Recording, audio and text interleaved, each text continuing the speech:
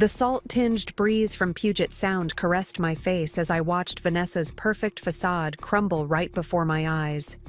7 years of calculated smiles and performative concern dissolved into shock as she stared at the certified letter in her trembling hands. The luxury waterfront condo she'd convinced my father to buy, the one she thought would be hers forever, now had 30 days to be vacated. "This isn't possible," she whispered, her voice barely audible over the ferry horn in the distance. "Richard promised me." Before we jump back in, tell us where you're tuning in from, and if this story touches you, make sure you're subscribed, because tomorrow I've saved something extra special for you. I savored the moment, letting the satisfaction wash over me like the tide outside her floor-to-ceiling windows. "Did he promise you in writing, Vanessa? Because the lighthouse property he left me came with very specific instructions and very binding legal power." Her eyes darted up, mascara already beginning to smudge from gathering tears. "What lighthouse?" "Richard never owned a lighthouse." That's when I smiled, 7 years of patience finally bearing fruit. "There's a lot my father owned that you never knew about."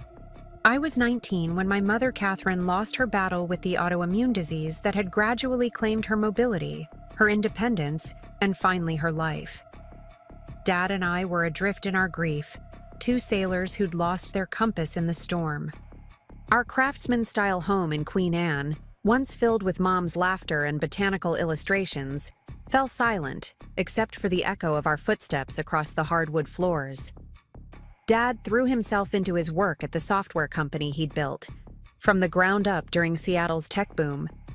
I channeled my grief into my marine biology studies, spending more time in the university labs than at home. We were healing, slowly, in our own disconnected ways. That's when Vanessa entered the key picture.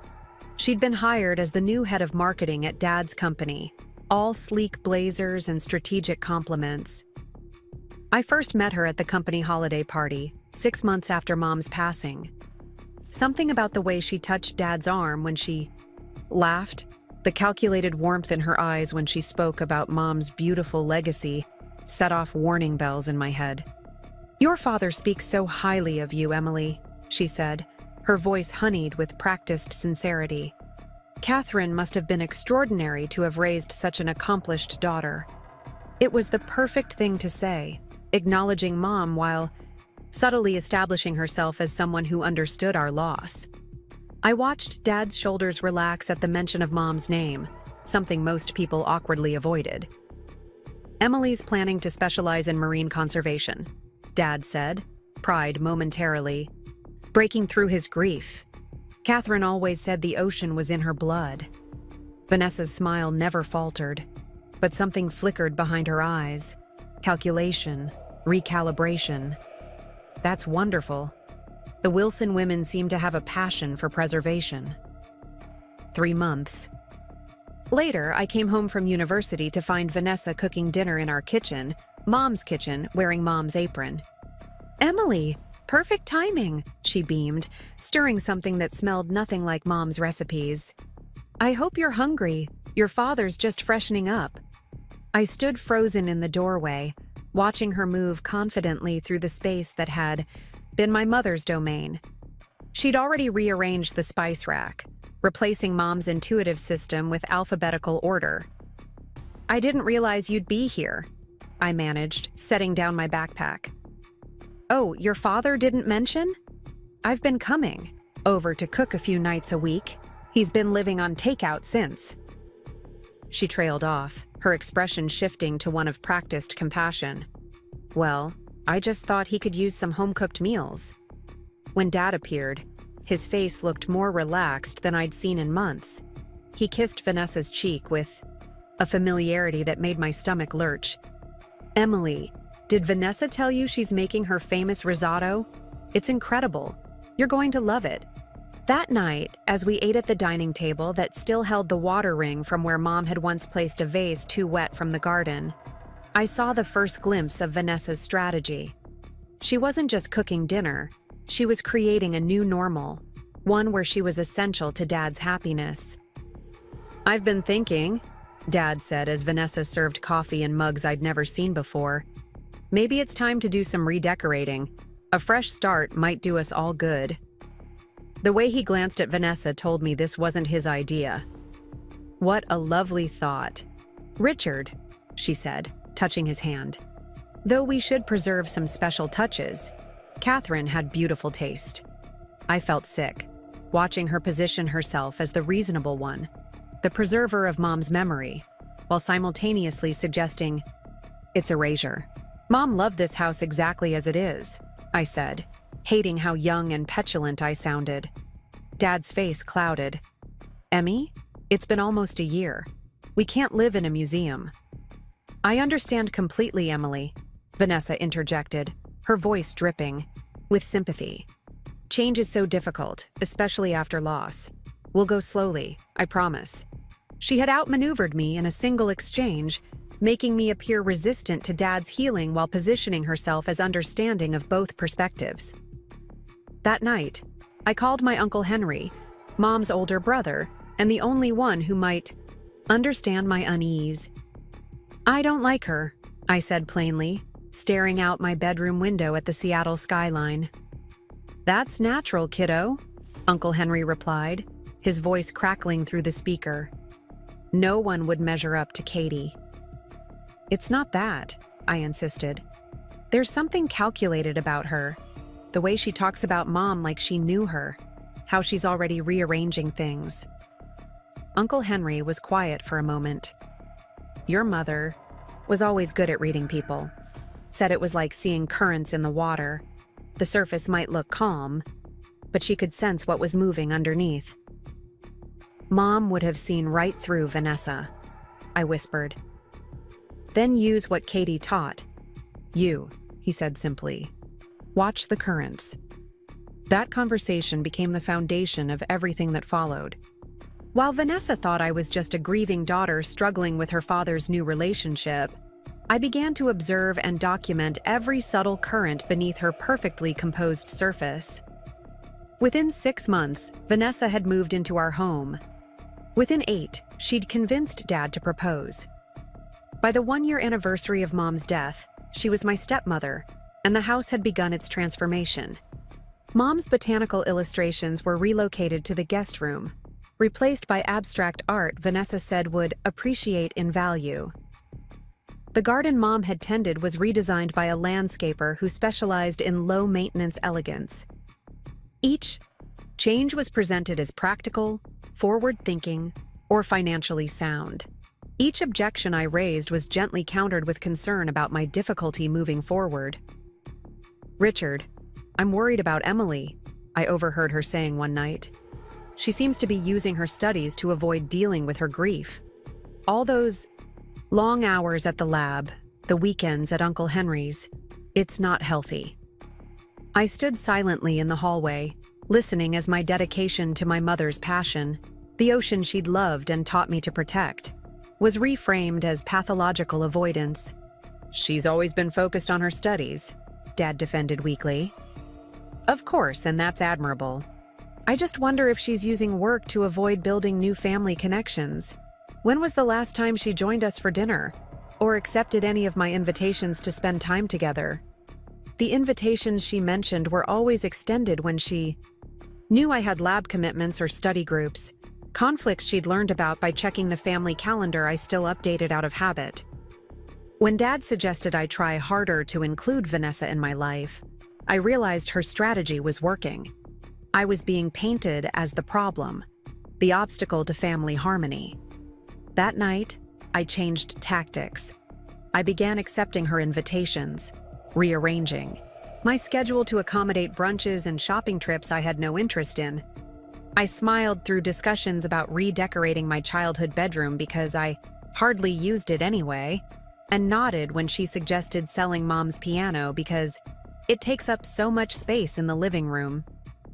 All the while, I was documenting everything. Conversations recorded on my phone, changes to the house photographed and dated, financial discussions noted with timestamps. Uncle Henry, who'd become my confidant and ally, advised me to be thorough but cautious. Your mother always Said that patience reveals the truth, he told me during one of our weekend visits to his cabin on San Juan Island. People who are hiding something eventually get sloppy. Uncle Henry lived alone in a rustic cabin near a historic lighthouse on the island's northern point. The lighthouse had been decommissioned decades ago, but maintained as a historical site. I'd always loved visiting, listening to the waves crash against the cliffs as Uncle Henry told stories about Mom's childhood adventures exploring the rocky shores. What Vanessa didn't know, what even I didn't fully understand at the time, was that these weekends weren't just escapes from her influence. They were my education. Uncle Henry had been a financial advisor before retirement, specializing in estate planning for tech executives exactly like my father. During those long weekends, between hikes along the shore and quiet dinners watching the sunset, he taught me about trusts, codicils, inheritance law, and the importance of documentation. Knowledge is the best defense against manipulation, he'd say, poring over legal documents spread across his weathered dining table. Preparing and narrating this story took us a lot of time, so if you are enjoying it, subscribe to our channel. It means a lot to us. Now back to the story. And timing is everything. Meanwhile, back in Seattle, Vanessa was orchestrating her own education campaign. 2 years into her marriage with Dad, she began introducing him to investment opportunities through her friend Craig Donaldson, a financial advisor with slick presentations and flashy projections. Richard, Craig's startup portfolio has outperformed the market 3 years running, she'd say over dinner. He's offered to look at our investments, see if we can optimize them better. Dad, whose technical brilliance had always been balanced by a certain naivete about people's motivations, was receptive. Could be worth exploring. What do you think, Emmy? Before I could voice my concerns, Vanessa would smoothly interject, "Sweetheart, Emily's expertise is marine biology, not finance. I just want to make sure we're maximizing your hard work for all our futures." The "our futures" part was particularly effective. It positioned her suggestions as family-oriented rather than self-interested. Within 6 months, Dad had moved significant portions of his portfolio into investments recommended by Craig. Within a year, they were discussing liquidating some of his long-held company stock to fund a once-in-a-lifetime opportunity in a tech startup promising revolutionary advances in virtual reality. The returns could set us up for generations, Vanessa enthused, her eyes gleaming with something that looked nothing like family security. I voiced my concerns to Dad privately, suggesting he consult with his longtime financial advisor before making any major changes. "Vanessa's just trying to help," he said, his voice taking on the defensive tone that had become common whenever I questioned her suggestions. Craig's track record speaks for itself. What Dad didn't see, what Vanessa never suspected I'd discovered, was Craig's connection to 3 failed startups in the past decade, each following the same pattern: hype, investment, mysterious market challenges, and ultimately, dissolution, with executives like Craig walking away with hefty consulting fees, while investors lost everything. I shared this information with Uncle Henry, who helped me compile a detailed dossier on Craig's history. "Not yet," he advised when I wanted to show it to Dad immediately. "Timing is everything, remember? If you move too soon, Vanessa will just paint you as jealous or resistant to change." So I waited, documenting each new opportunity, each subtle manipulation as Vanessa gradually isolated Dad from his old friends and colleagues, positioning herself and Craig as his primary advisors on all things financial. The most alarming development came 3 years into their marriage, when Vanessa suggested selling our family home in Queen Anne. "Real estate in this area has peaked," she explained over dinner. "If we sell now and move downtown, we could use the difference to significantly increase our investment with Craig's new fund." Dad looked uncertain for the first time. "This house has been in the family since Emily was born. I'm not sure." Vanessa reached for his hand, her expression softening into practiced concern. "Richard, I know how much this house means to you, to both of you. She glanced at me with perfect sympathy. But Catherine wouldn't want you trapped in the past. She'd want you to make smart decisions for your future, for Emily's future. Invoking Mom's name was her masterstroke. Dad looked at her photo on the mantel, one of the few that remained in the main living space, and nodded slowly. You're right. Katie always said sentimentality was the enemy of growth. I nearly choked on my water. Mom had never said anything remotely like that. She'd treasured this house, its history, the marks on the doorframe tracking my height through the, years. Before I could object, Vanessa continued. Besides, Emily hardly stays here anymore. Between her research and those weekends with Henry, this place is too big for just us. Within 2 months, our family home was on the market. Within 4, we'd moved into a sleek waterfront condo in downtown Seattle with floor-to-ceiling windows and none of our history. Mom's remaining belongings were relegated to storage, or in many cases, donated because there simply isn't room, and Catherine would want them used rather than stored. I moved into a small apartment near the university, taking what mementos. Of Mom I could salvage. The distance made it harder to monitor Vanessa's influence, but by then she'd grown confident in her control. She became less careful, more overt in her manipulations. That overconfidence proved to be her first mistake. Dad's health began to decline in the 5th year of their marriage. At first, it was subtle. Fatigue, occasional confusion, difficulty, concentrating. When he was diagnosed with early-onset Alzheimer's at 58, the family dynamic shifted dramatically. Vanessa positioned herself as the devoted caretaker, managing Dad's medication, accompanying him to doctor's appointments, and gradually taking over his financial affairs to reduce his stress. On the surface, she was the perfect, supportive wife. What she didn't realize was that I'd already consulted with Uncle Henry and begun the process of documenting Dad's mental capacity. We'd recorded conversations where he was lucid and specific about his wishes, particularly regarding his estate. "I want to make sure you're taken care of, Emmy," he said during one such recorded conversation at Uncle Henry's cabin, where we'd brought him for a weekend to enjoy the ocean air. "The company shares are your legacy. Your mother and I built that life for you." Uncle Henry had helped arrange for a lawyer, Marcus Donovan, an old colleague, to update Dad's will during a period of clear lucidity, specifically outlining his wishes regarding the company shares and remaining assets. Vanessa, meanwhile, was working with her own lawyer to establish herself as Dad's legal guardian, which would give her complete control over his affairs.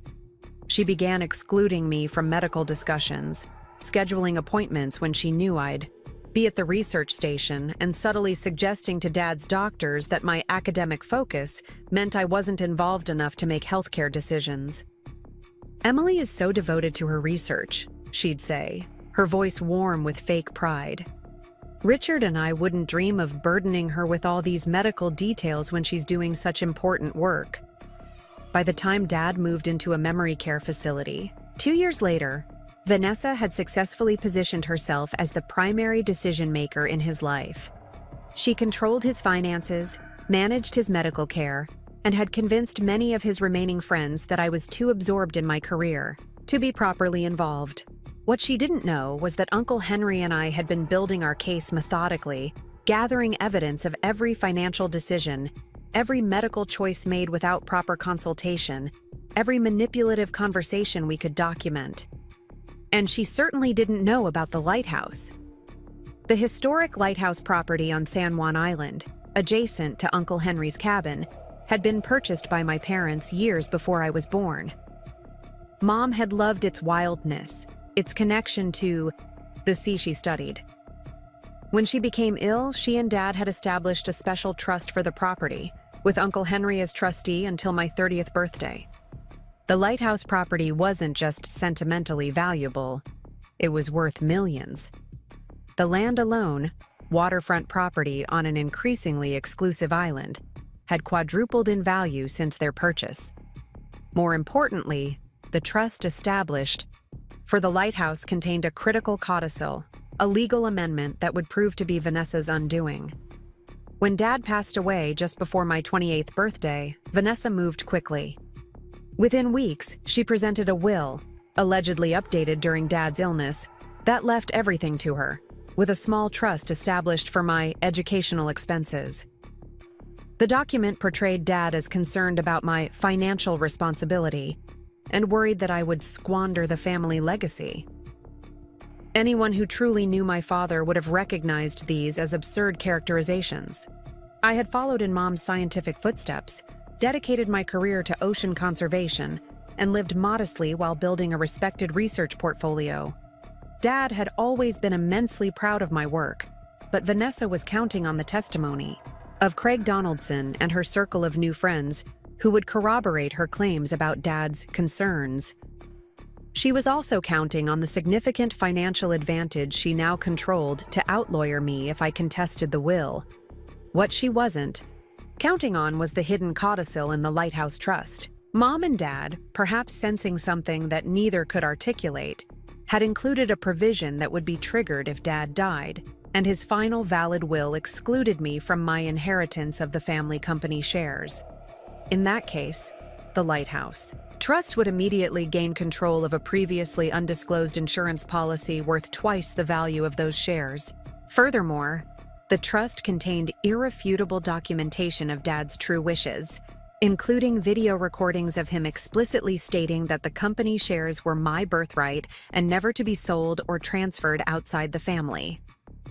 2 months. After Dad's funeral, as Vanessa was preparing to liquidate his remaining company shares and complete her takeover of our family legacy, Uncle Henry and Marcus Donovan activated the Codicil. Which brings us back to that perfect moment in her waterfront condo, watching her face crumple as she read the certified letter explaining that not only was she about to lose the condo she'd manipulated Dad into buying, but every investment made through Craig Donaldson was under investigation for fraud. "You can't do this," she whispered, looking up from the papers. "Richard wanted me to have everything. He told me—" "Did he tell you about the lighthouse?" I asked quietly. Her confusion was genuine. "What lighthouse? What are you talking about?" I smiled, feeling 7 years of patience finally bearing fruit. "The property my parents bought on San Juan Island before I was born. The one that's now worth more than everything else combined. The one that holds the legal evidence of exactly what Dad wanted and what he knew about your friend Craig." The color drained from her face. "You're lying. Richard never mentioned any lighthouse." "That's the point, Vanessa," Uncle Henry said, speaking for the first time since we'd arrived. "There were some things about Catherine and Richard that you never bothered to understand. They were always playing the long game." As Marcus explained, the legal intricacies of the codicil and the ramifications for her fraudulent will, I walked to the window and looked out at the waters of Puget Sound. Somewhere across that water was the lighthouse, Mom's lighthouse, standing sentinel just as it had for over a century, patient, watchful, enduring. The lighthouse that would now become the Catherine Wilson Marine Research Center, dedicated to the conservation of the Salish Sea ecosystems, funded by the very fortune Vanessa had schemed to control. Sometimes, the most powerful hidden treasures aren't the ones buried in secret compartments or concealed in coded messages. Sometimes they're hidden in plain sight, protected by patience, preserved by love, and revealed only when the tide finally turns. Moving in with Vanessa changed everything about our home in ways that went far beyond rearranged furniture. There was a subtle shift in the atmosphere, like oxygen being slowly replaced with something less sustaining. Dad seemed not to notice, his relief at having someone fill the void left by Mom's passing blinding him to the calculated nature of each change. At first, Vanessa was careful to maintain the illusion of preserving Mom's memory. "We should keep Catherine's photo albums somewhere special," she'd say, voice gentle with practiced consideration. What this actually meant was removing them from the living room bookshelf to a storage box in the attic, out of sight, but technically still honored. Within 6 months of their marriage, Mom's presence had been methodically erased from our daily lives. Her cookbooks, once splattered with evidence of culinary experiments, disappeared from the kitchen. The handmade quilts she'd created for each season were replaced with designer throws that Vanessa insisted were more contemporary. Even the distinctly Catherine-scented lavender sachets in the linen closet were discarded in favor of branded home fragrances that Vanessa claimed created a more cohesive sensory experience. Each erasure was small enough that objecting made me seem petty. "It's just a candle, Emily," Dad would say, bewildered by my attachment to such details. What he couldn't see was the pattern, the systematic removal of anything that anchored our home to its history. I learned to pick my battles. When Vanessa suggested selling Mom's vintage record collection because digital music is so much more convenient, I fought back with uncharacteristic vehemence. "Those albums are irreplaceable," I insisted, standing my ground in the living room, as Vanessa held a Joni Mitchell vinyl in manicured hands that had never placed a needle on a record. "They're not just music. They're her annotations in the margins, her favorite tracks marked with stars." Dad looked torn, the first time I'd seen him waver between Vanessa's influence and my distress. "They're taking up an entire bookcase, Richard," Vanessa pointed out, her voice reasonable. "And Emily could still enjoy the music digitally." "I'll take them to my apartment," I countered quickly. "They don't need to stay here if space is the issue." It was one of my few victories. The albums now lined my small graduate student apartment, a physical reminder of Mom that couldn't be digitized, or minimized with Vanessa's practiced efficiency. As I progressed through my marine biology program, Vanessa's methods of isolation became more sophisticated. She began planning family events that coincided precisely with my research commitments she learned about through seemingly casual conversations. "Oh, you have field research the weekend of the 15th? What a shame," she'd say, eyes wide with manufactured disappointment. "That's when we've planned the dinner with your father's investors. They were so looking forward to meeting his brilliant daughter." Dad would frown, disappointed. "Can't you reschedule your research, Emmy? These connections could be valuable for your future." What Vanessa understood, and exploited masterfully, was that marine research operated on nature's timetable, not ours. Rescheduling often meant missing critical data collection points tied to tides, migrations, or spawning cycles. My absence from family functions wasn't a choice, but a professional necessity, a nuance Dad increasingly failed to grasp under Vanessa's influence. "Emmy seems so dedicated to her work," she'd observe during my absences, voice carefully balanced between admiration and concern. "I worry sometimes that she's using it to avoid dealing with her grief, building barriers instead of bridges." These comments, delivered when I wasn't present to defend myself, gradually reshaped Dad's perception of my dedication to my career. What had once been a source of pride for him, my continuation of Mom's scientific legacy, was reframed as unhealthy avoidance. Uncle Henry became my sanctuary during this time. His cabin on San Juan Island, weathered by decades of Pacific storms, offered refuge from Vanessa's influence. The small structure sat a quarter-mile from the lighthouse, connected by a winding path through windswept grass and wildflowers that Mom had helped identify and catalog during her research visits. "Your mother loved it here because it was honest," Uncle Henry told me during one weekend visit as we walked the path toward the lighthouse. "No pretense, no manipulation, just the sea, the sky, and whatever truth they decided to tell that day." Uncle Henry had never married, dedicating himself instead to managing the wealth of others with an integrity that had earned him both respect and comfortable retirement. His cabin reflected his philosophy: simple, functional, built to last rather than impress. "Vanessa doesn't understand people like us," he said, pausing to watch a pair of eagles circling above the lighthouse. "She sees everything as a transaction, a means to acquire something else. Your mother saw the world as an ecosystem, every part connected, every action carrying consequences beyond the immediate gain. It was during these walks that Uncle Henry began my education in financial self-defense. He never called it that. The lessons were woven into conversations about family history, stories about Mom's childhood, observations about the changing island economy.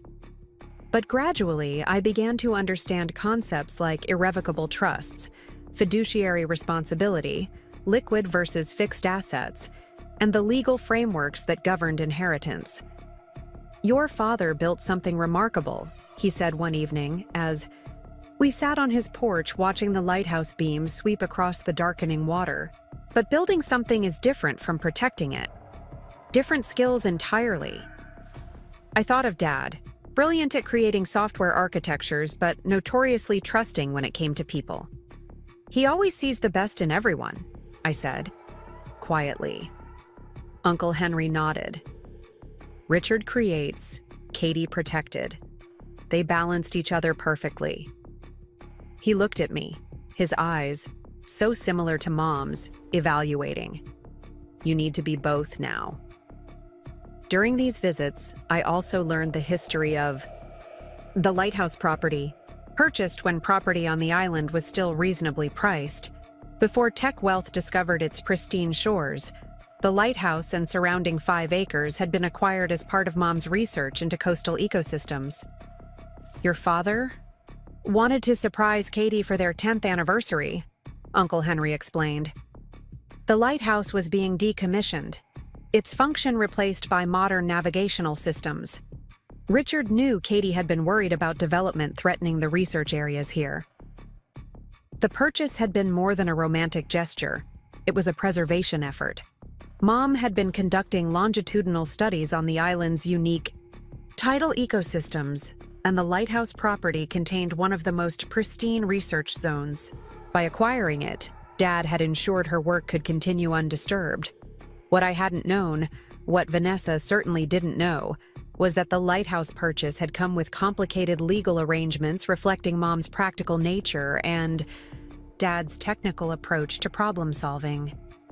They created what's called a specialty purpose trust, Uncle Henry explained one rainy afternoon, spreading documents across his worn oak table, with very specific conditional triggers. The complicated legal language essentially created a fail-safe. If certain conditions occurred, control of significant family assets would transfer to the trust, bypassing normal inheritance channels. One such condition involved any attempt to alienate the company shares from family control. "Your mother insisted on this clause," Uncle Henry said. "She believed the company should always remain in Wilson hands, either Richard's or eventually yours." Back in Seattle, Vanessa's campaign to reshape Dad's financial landscape was gaining momentum. Craig Donaldson had become a regular presence. In their downtown condo, arriving with glossy presentations and promises of exclusive investment opportunities. "The beauty of private equity," Craig explained during one dinner I reluctantly attended, "is the ability to get in on innovations before the public market recognizes their value." He presented himself as a gatekeeper to financial opportunities reserved for the privileged few, positioning his exclusivity as a mark of quality rather than a red flag regarding regulatory oversight. Vanessa nodded enthusiastically, perfectly. Coiffed hair catching the light from the designer pendants she'd installed to replace Mom's vintage fixtures. Craig's last fund returned 40% in 18 months. 40%, Richard. That's more than double what your company stock did. What neither mentioned was that Craig's last fund had been a single successful investment amid numerous failures. A classic technique of highlighting wins while obscuring losses to create the illusion of consistent performance. I watched Dad considering these claims, the software engineer in him looking for patterns in the data presented. "What about risk profiles? These returns suggest significantly higher volatility than blue-chip stocks." Craig smiled. "All perfect. Teeth and practiced confidence. That's why we diversify across opportunities. Some higher risk for growth potential, some stable foundations. I've developed an algorithm that optimizes this balance based on over 20 years of market data. The word algorithm was perfectly chosen for Dad, appealing to his programmer's mind. I could almost see him processing, evaluating Craig's claims against his understanding of algorithmic efficiency. "I'd like to see the historical performance across your entire portfolio," Dad said, caution momentarily overriding Vanessa's influence. "Not just the highlighted successes." Craig's smile never faltered. "Absolutely, Richard. I'll have my team prepare a complete breakdown. In the meantime, I should mention that the opportunity I discussed earlier, the medical technology startup, has nearly reached its funding target. We've reserved a position for you, but only for another week." And there it was, the artificial scarcity tactic, creating urgency to override careful consideration. I'd seen it deployed countless times during my weekend financial education with Uncle Henry. "Classic FOMO manipulation," Uncle Henry had explained. "Create fear of missing out, and people make decisions based on emotion rather than analysis." I watched Dad's expression shift, the logical caution replaced by subtle anxiety about potentially missing an opportunity. Vanessa noticed it too, immediately reinforcing Craig's message. "Richard, remember how you hesitated on that cloud storage startup 3 years ago? The one that got acquired by Microsoft 6 months later?" She touched his arm, her voice gentle with reminder rather than accusation. "Sometimes innovation moves faster than traditional investment wisdom." The reference was carefully chosen, one of Dad's few admitted investment regrets, a missed opportunity he'd occasionally mentioned.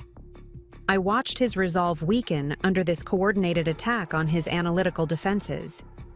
"Perhaps we could start with a smaller position," Dad suggested, compromise evident in his tone. "Test your algorithm's effectiveness before committing significant capital."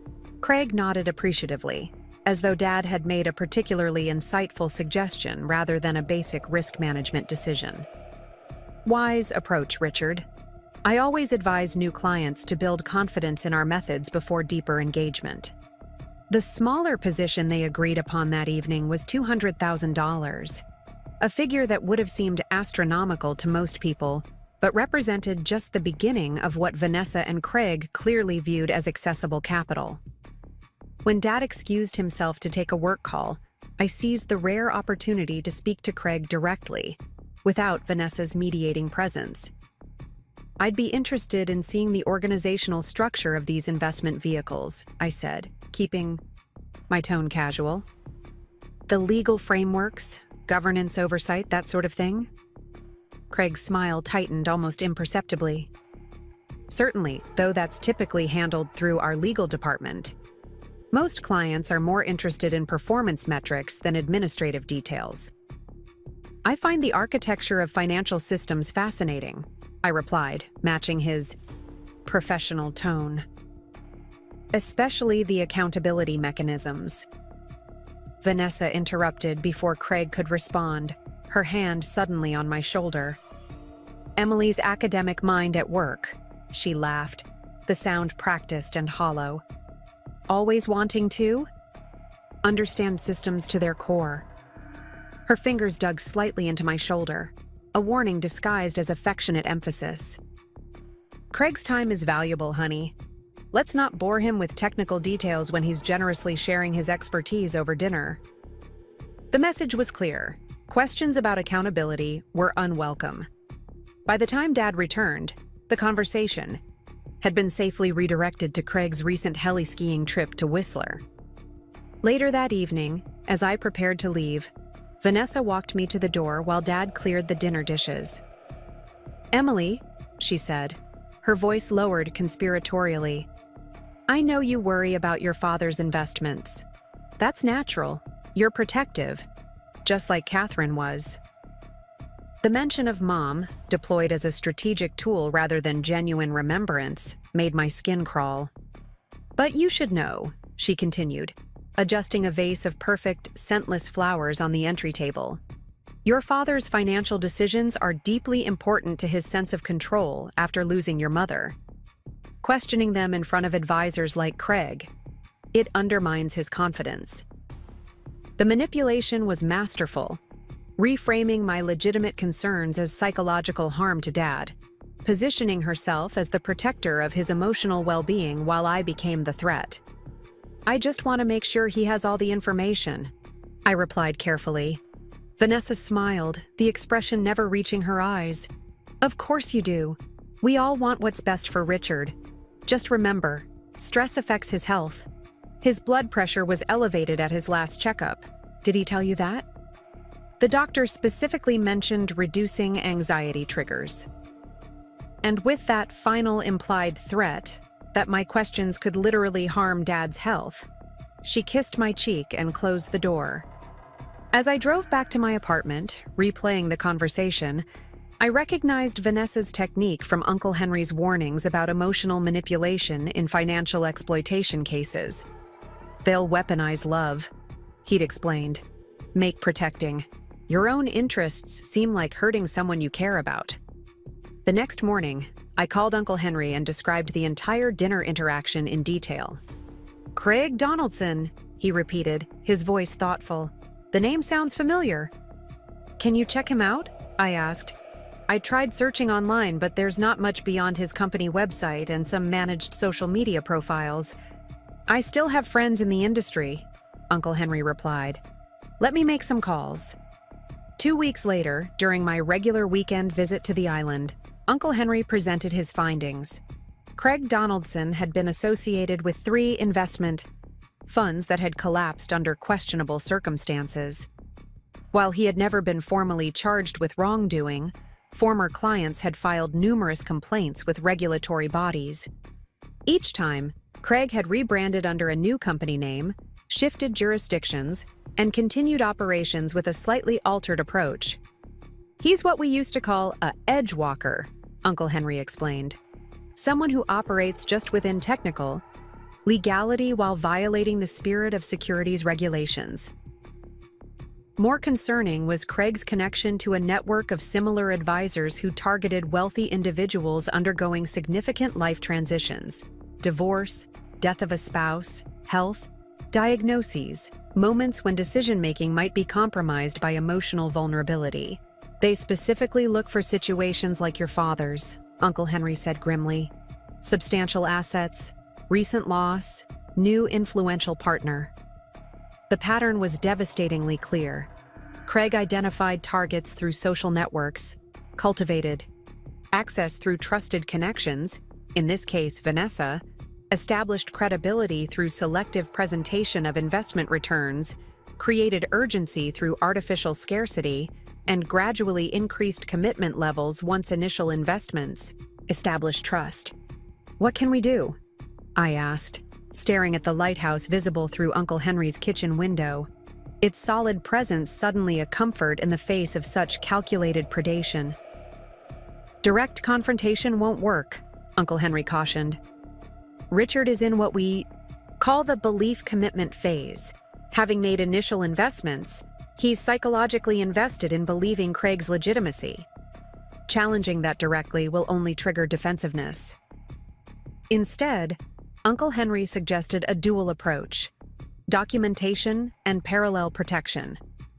We would meticulously track every investment recommendation, decision, and outcome in Dad's portfolio, building a comprehensive record of Craig's influence. Simultaneously, we would activate certain provisions in the Lighthouse Trust that would shield critical assets from potential riskier ventures. "Catherine and Richard built safeguards into their estate planning," Uncle Henry explained. "Triggers that could be activated if necessary. I've been reluctant to use them, hoping things wouldn't escalate to that point." "And now?" I asked. Uncle Henry looked out toward the lighthouse, its structure solid against the approaching evening storm. "Now we prepare for rough seas." The next 3 years followed a painful, predictable pattern. Dad's initial small investments with Craig yielded enough positive returns to build confidence, leading to increasingly larger commitments. Vanessa's influence grew alongside these financial successes, her suggestions carrying more weight as Craig's early recommendations appeared to validate her judgment. I completed my doctorate in marine biology, specializing in coastal ecosystem preservation, and secured a research position that frequently took me to remote field locations. These absences, while necessary for my career, created space for Vanessa to further isolate Dad from outside perspectives. By the time I recognized the extent of her control, she had successfully repositioned many of his long-standing friendships as draining or stuck in the past. "Ah, Martin keeps bringing up those early startup days," she would say, referencing Dad's oldest friend and original business partner. "I worry it keeps you anchored to the past instead of focusing on our future."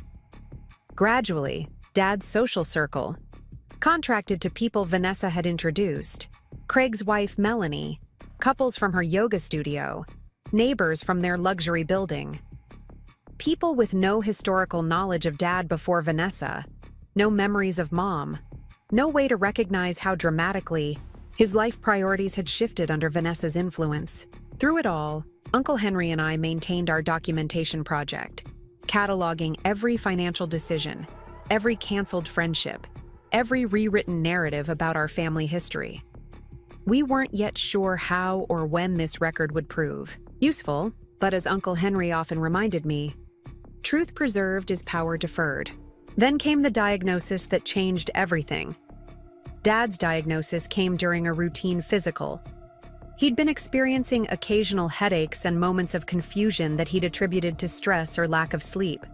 An MRI revealed the unthinkable: early onset, Alzheimer's at just 58 years old.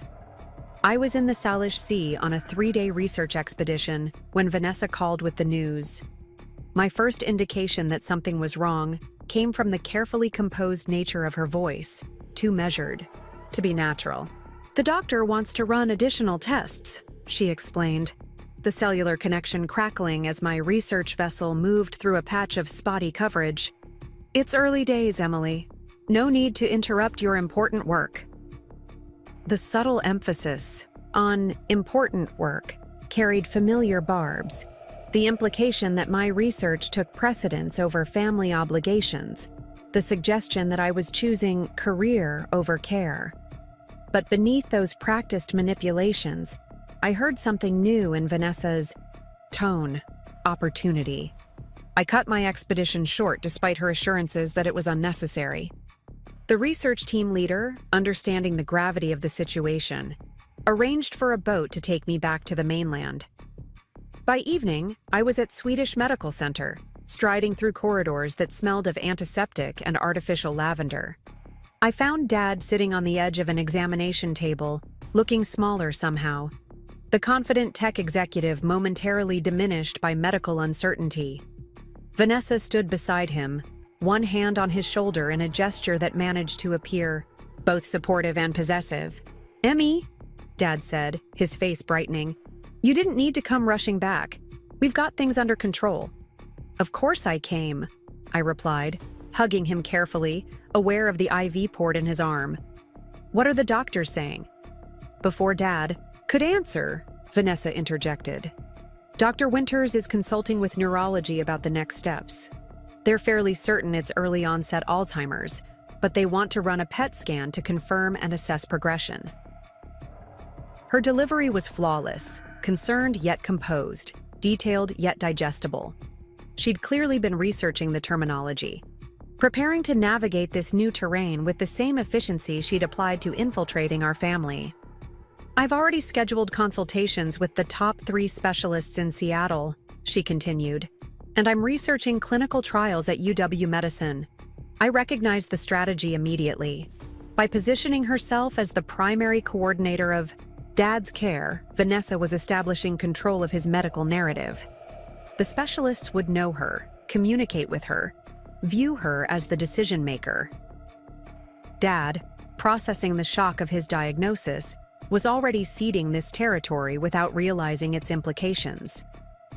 "I'd like to speak with Dr. Winters directly," I said, keeping my voice neutral. "As a research scientist, I'm familiar with reading clinical studies. I can help evaluate treatment options." A flash of annoyance crossed Vanessa's face, quickly masked by understanding concern. Of course, Emily.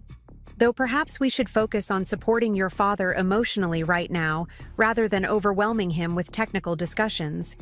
Dad patted my hand. Vanessa's been amazing, Emmy. Already has a 3-ring binder with doctor profiles and treatment protocols. You know how I hate medical details. That was true.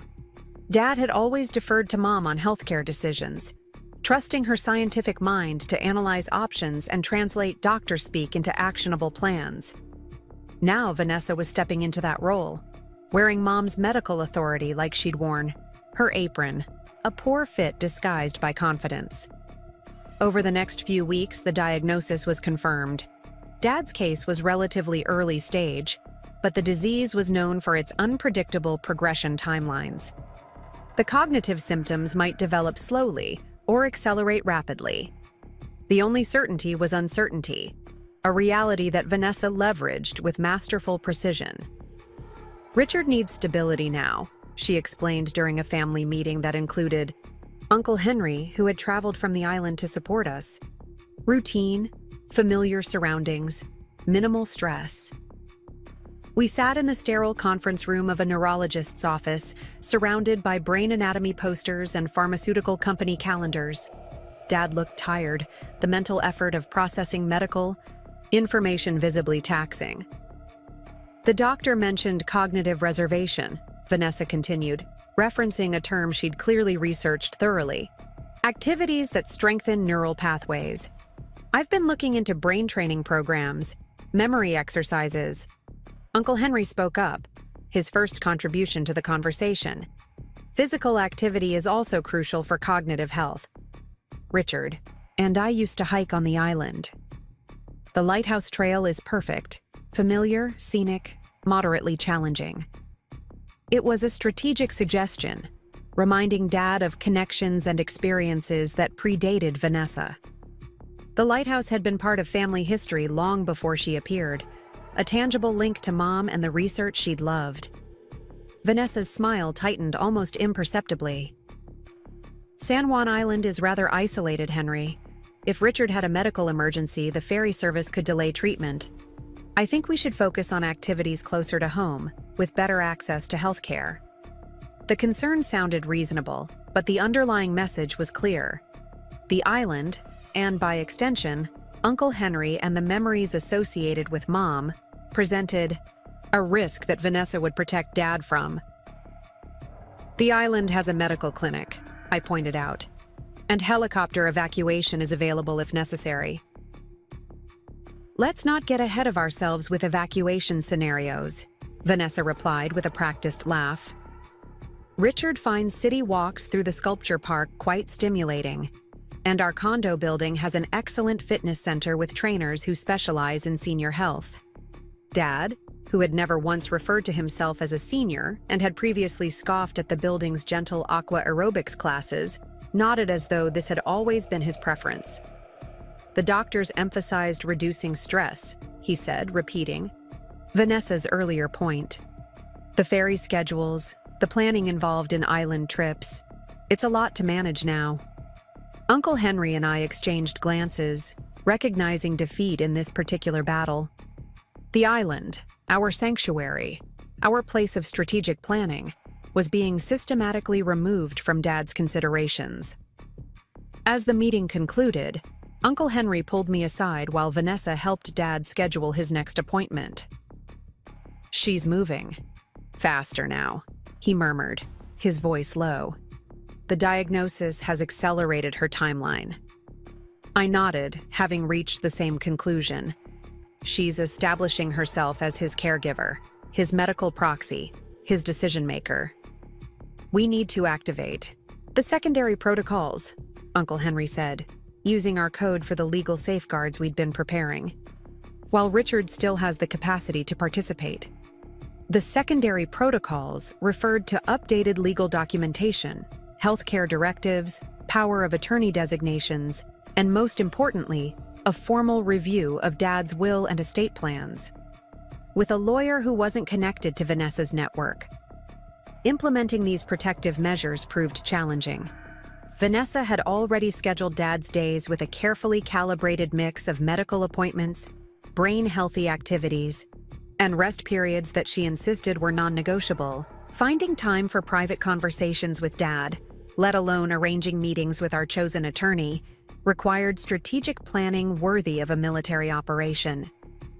We found our opportunity 3 weeks after the diagnosis. Vanessa had committed to a charity luncheon she couldn't easily cancel without raising questions about her carefully crafted public image as a philanthropic socialite. Uncle Henry suggested a father-daughter lunch at Dad's favorite seafood restaurant near the waterfront. Fresh salmon is excellent for brain health, he noted when Vanessa hesitated. The omega-3 fatty acids.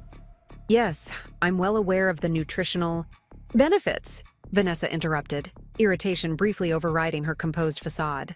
She recalibrated quickly, smiling at Dad. That sounds lovely, doesn't it? A nice lunch while I'm at the Children's Hospital fundraiser.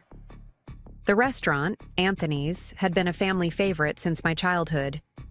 Dad and I were seated at a window, table overlooking Elliott Bay, the familiar scent of sourdough bread and grilled fish bringing a comfort that the sleek condo never could. How are you really doing, Dad? I asked once our server had taken our orders and departed. He gazed out at the water, watching a ferry making its way toward Bainbridge Island. It's strange, knowing there's something in your brain that will eventually unmake you. He tapped his temple lightly. All those neural pathways your mother used to talk about, gradually tangling. The mention of Mom, unprompted, natural, gave me hope that Vanessa hadn't completely rewritten his inner narrative. I've been thinking about Mom a lot, I said, seizing the opening. About how she approached her illness. Dad nodded, a sad smile crossing his face. Catherine faced everything head-on, always wanted all the information, all the options, never let anyone make decisions for her. She trusted you, I said carefully, and she trusted Uncle Henry. Henry, Dad repeated, his expression warming. We should visit the lighthouse soon. Before. He trailed off, the unspoken future hanging between us. I reached across the table, taking his hand. Dad, I need to ask you something important. Have you reviewed your advance directives since the diagnosis? Healthcare proxy, power of attorney, those things? A flash of lucidity sharpened his features. Vanessa mentioned updating those. She has a lawyer friend who specializes in estate planning for situations like mine. Dad, I said gently, I think it's important to get independent advice. Someone who doesn't have a personal connection to any of us. He frowned slightly, processing this suggestion. You don't trust Vanessa's judgment? I chose my words carefully, aware that direct criticism would likely backfire. I think we should follow Mom's example, getting all the information, all the options, before making decisions. This approach resonated with him. Your mother would have insisted on at least 3 professional opinions, he said with a small laugh. Never trusted just one perspective. Uncle Henry knows an excellent elder law attorney, I continued, pressing my advantage. Margaret Chen. She has no connection to our family, no preconceptions. Would you be willing to meet with her? Just to get another viewpoint? Dad considered this, taking a sip of his water. It would need to fit into the schedule Vanessa's arranged. The doctors emphasized the importance of routine. We could schedule it during one of your free periods, I suggested. It wouldn't disrupt anything. He nodded slowly. All right, but let's not make a big production of it. Vanessa has been working so hard to organize everything. I recognized the influence of Vanessa's narrative, the portrayal of herself as the selfless caregiver whose efforts shouldn't be questioned or complicated. But I had achieved my immediate objective. Dad had agreed to meet with our attorney. One more thing, I said as our food arrived. The lighthouse property, Mom's research site. Have you discussed it with Vanessa? Dad looked momentarily confused. The lighthouse? No, I don't think it's come up. This confirmed my suspicion that Vanessa remained unaware of this significant asset. The property had been held in the specialty, Trust since before she entered our lives, and we had been careful not to mention it in her presence. I think we should keep it that way for now, I said quietly. It's a special place, sacred to Mom's memory. Dad nodded, seemingly relieved to have one space untouched by the whirlwind of changes Vanessa had implemented. Our secret, he agreed, with a conspiratorial smile that reminded me of the father I'd known before Vanessa's influence. We arranged the meeting with Margaret Chen for the following week, carefully scheduled during a 2-hour block when Vanessa attended her weekly spa treatment, a ritual she had declared essential for maintaining her strength as a caregiver. Margaret's office was in a converted Victorian home in Capitol Hill, its interior warm with wooden bookshelves and comfortable furniture that stood in stark contrast to the chrome and glass aesthetic of Craig Donaldson's financial firm. Mr. Wilson, Margaret greeted Dad, shaking his hand firmly. And Dr. Wilson, she added, acknowledging my recently completed doctorate. Your uncle has spoken highly of both of you. Uncle Henry had arrived early to brief Margaret on our concerns, ensuring she understood the delicate nature of the situation without forcing Dad to sit through a potentially upsetting discussion of Vanessa's manipulations. I understand you've received a difficult diagnosis, Margaret continued, guiding us to a seating area where tea had been prepared, and that you'd like to review your estate planning documents with fresh eyes. Dad nodded, accepting the cup she offered. My wife has been handling most of the arrangements, but Emmy thought... He paused, frowning slightly. I mean, my current wife, Vanessa. The slip was telling. His first wife, my mother, still occupied the primary position in his mental landscape, despite Vanessa's efforts. It's always wise to seek independent counsel for important legal matters, Margaret said smoothly, particularly when circumstances change. She led us through a comprehensive review of Dad's existing documents, will, trusts, advance directives, powers of attorney. With gentle but incisive questioning, she helped Dad articulate his true wishes regarding his care, his assets, and his legacy. You've mentioned your company shares several times, Margaret noted, making careful annotations. These seem particularly important to you. Dad nodded emphatically. They're Emmy's inheritance. Catherine and I built that company to secure our daughter's future. The shares stay in the family. Margaret glanced at me briefly, then returned her attention to Dad. Your current will doesn't reflect that intention. It indicates the shares would go to your wife Vanessa, with a small trust established for Emily's educational expenses. Dad's expression shifted to one of confusion. That can't be right. I would never... He trailed off, visibly distressed. When was this will executed? Margaret asked gently. Last year, Dad replied, his confidence faltering. Vanessa's lawyer friend drew it up. Craig recommended him. Craig Donaldson? Margaret clarified. Yes, he said estate planning was part of comprehensive financial management. Margaret nodded, her expression neutral but her eyes sharp with understanding. Would you like to revise these documents to better reflect your actual intentions? Dad looked at me, then at the documents spread before him. Yes, he said firmly. The company shares belong to Emmy. That was always the plan. Catherine's, and my plan. Over the next hour, Margaret carefully documented Dad's true wishes, preparing updated drafts that would more accurately reflect his intentions. She explained that given his diagnosis, it was essential to establish his mental capacity at the time of signing.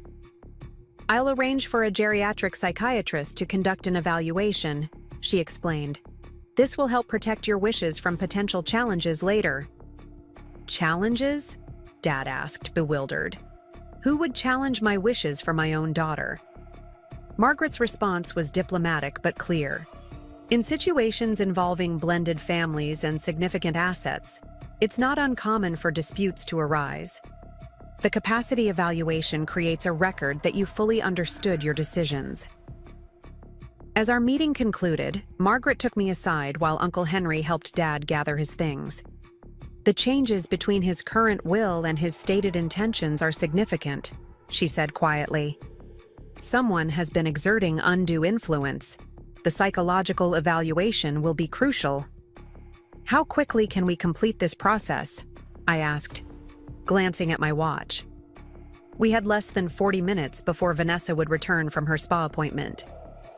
"I can expedite the drafting," Margaret assured me.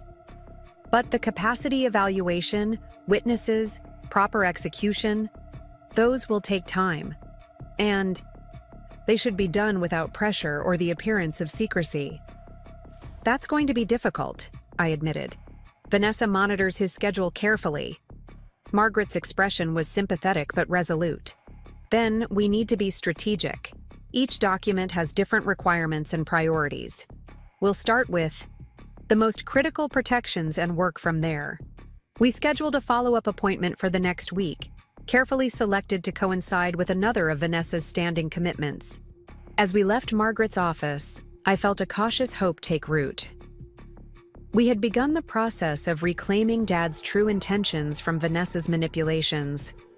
That hope dimmed considerably when we arrived home to find Vanessa waiting in the lobby of the condo building. Her spa appointment apparently concluded early. "There you are," she said, her tone light but her eyes sharp with suspicion. "The building manager mentioned you'd left together. I thought you were having lunch at the retirement community cafeteria."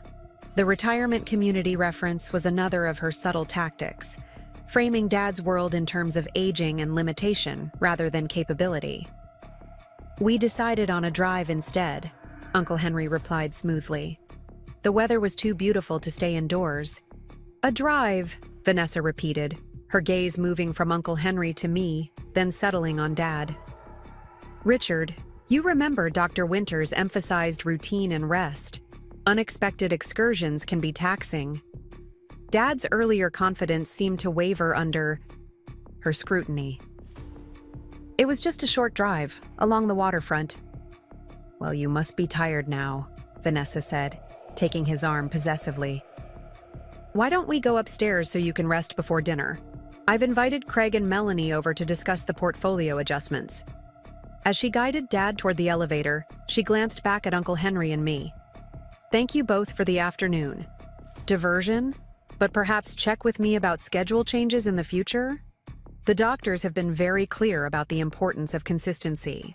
The message was unmistakable.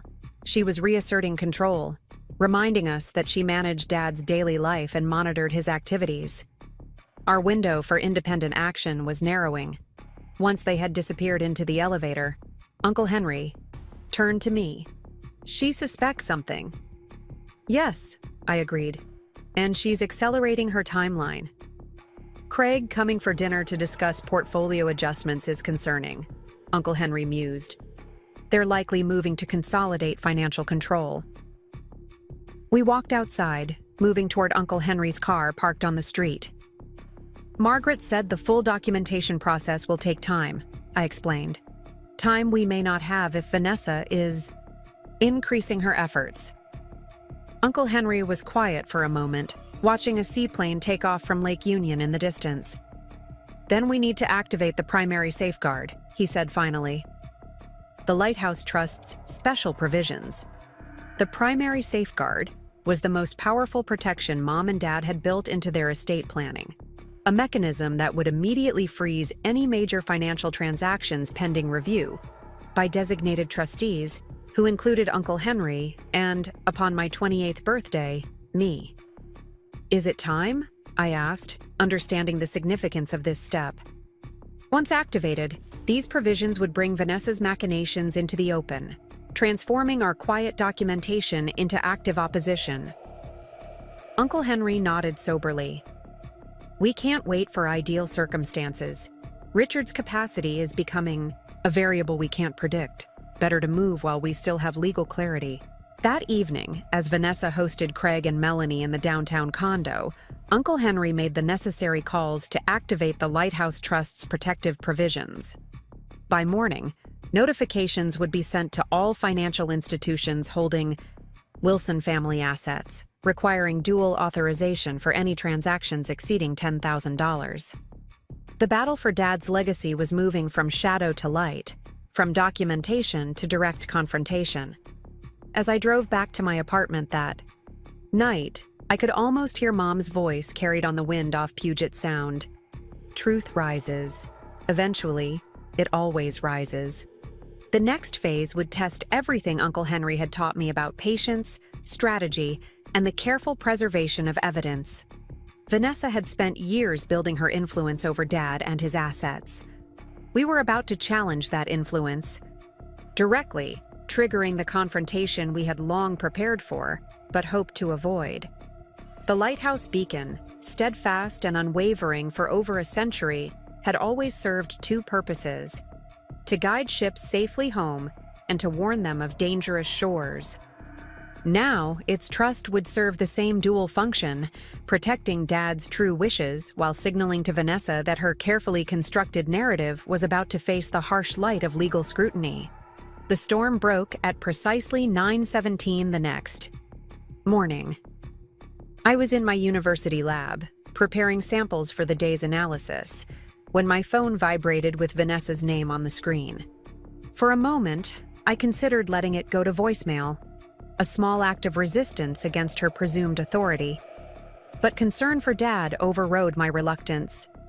"Hello, Vanessa," I answered, keeping my voice neutral. "What have you done?" The words came as a hiss, her carefully maintained composure fracturing around the edges. In the background, I could hear the distinctive sounds of the downtown condo, the subtle hum of the climate control system, the muted traffic noise from 30 floors below. "You'll need to be more specific," I replied, setting down my pipette and moving toward the privacy of my office.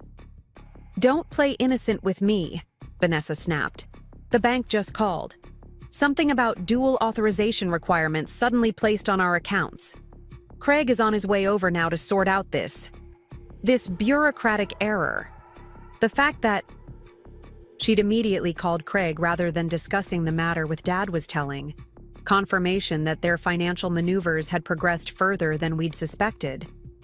"It's not an error," I said simply. "It's a protective measure established years ago in my parents' estate planning."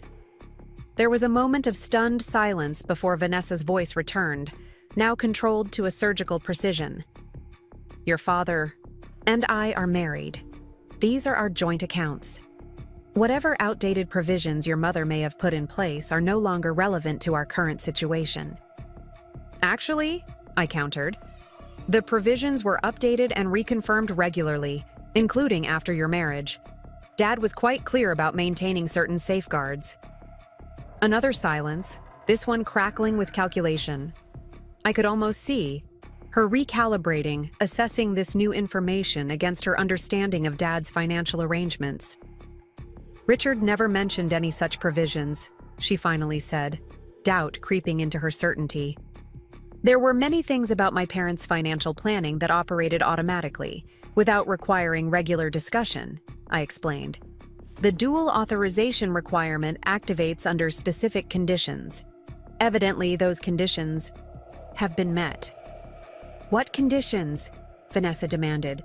"What exactly are you implying?" I kept my tone matter of fact, learning from Uncle Henry that emotional escalation only provided manipulators with ammunition. "I'm not implying anything. The trust provisions are triggered by unusual transaction patterns or attempts to rapidly consolidate or liquidate family assets." The sharp intake of breath on the other end of the line confirmed our suspicions. Vanessa and Craig had indeed been planning significant financial moves. "This is absurd," she said, voice rising despite her evident effort to remain calm. "Richard's medical care requires flexibility. These restrictions could impact his treatment options." It was a masterful pivot, reframing her financial agenda as concern for Dad's health care, positioning my protective actions as potential threats to his well-being. "Medical expenses are specifically excluded from the dual authorization requirement," I informed her, having reviewed the trust provisions thoroughly with Margaret Chen. The restrictions apply only to investment changes, property transfers, and large asset liquidations. The silence that followed was different from the others, a stillness that suggested not calculation but shock. She hadn't anticipated this level of detailed preparation. "I need to speak with Richard," she finally said. "This is a misunderstanding that we can clear up quickly." "I'm happy to join that conversation," I offered, knowing that Vanessa's influence over Dad was strongest when she had him alone. "I can be at the condo in 30 minutes. "That won't be necessary," she replied quickly. "Richard is resting. His morning medication makes him drowsy. I'll have him call you later." It was another manipulation tactic, using Dad's health as a barrier to direct communication. "I'll wait for his call," I said, not bothering to hide my skepticism. In the meantime, the dual authorization remains in effect. I ended the call and immediately phoned Uncle Henry, who was already en route to Seattle from the island. "Vanessa made contact," I reported. "She's called in Craig to fix the authorization requirements." "Expected," Uncle Henry replied, the sound of ferry announcements audible in the background. "Margaret filed the supplementary documentation this morning. The banks won't release the restrictions without proper authentication." "Vanessa claimed Dad is resting and can't speak with me," I continued. "She's isolating him." "Also expected?" Uncle Henry said grimly. "I've contacted Dr. Winters directly. Expressed concerns about Richard's access to family during this critical adjustment period. She's added a note to his file recommending regular contact with established support persons, specifically naming you and me." It was a smart countermove. Vanessa had been positioning herself as the medical authority in Dad's life. Using his actual doctor to emphasize the importance of broader family connection undermined that exclusive control. "I'm heading to the condo now," I decided. "If Vanessa tries to block access, I'll cite Dr. Winters' recommendation." "Be prepared for Craig to be there," Uncle Henry cautioned. "He won't be happy about the financial restrictions." That prediction proved accurate. When I arrived at the downtown high-rise 30 minutes later, the concierge informed me that Mr. Donaldson had arrived shortly after my call with Vanessa. The knowledge that Craig had been summoned so quickly, and that he had immediately responded, reinforced my suspicion that they had been planning significant financial moves. The private elevator to the penthouse level required a key fob, which Dad had given me months earlier, despite Vanessa's objection that security protocols recommended limiting access credentials. I used it now, ascending to the 30th floor, with a sense of entering contested territory. The elevator opened directly into the condo's marble foyer, where I immediately heard the tense cadence of an ongoing discussion from the adjacent living room. "Simply unreasonable," Craig was saying, his usual smooth confidence replaced by barely contained frustration. "The market opportunity we discussed has a limited window. These arbitrary restrictions could cost millions in potential gains." "There's nothing arbitrary about standard estate planning protections," came Uncle Henry's voice, surprising me with his presence. He must have caught an earlier ferry than expected. "Dual authorization is common practice for high-value family assets."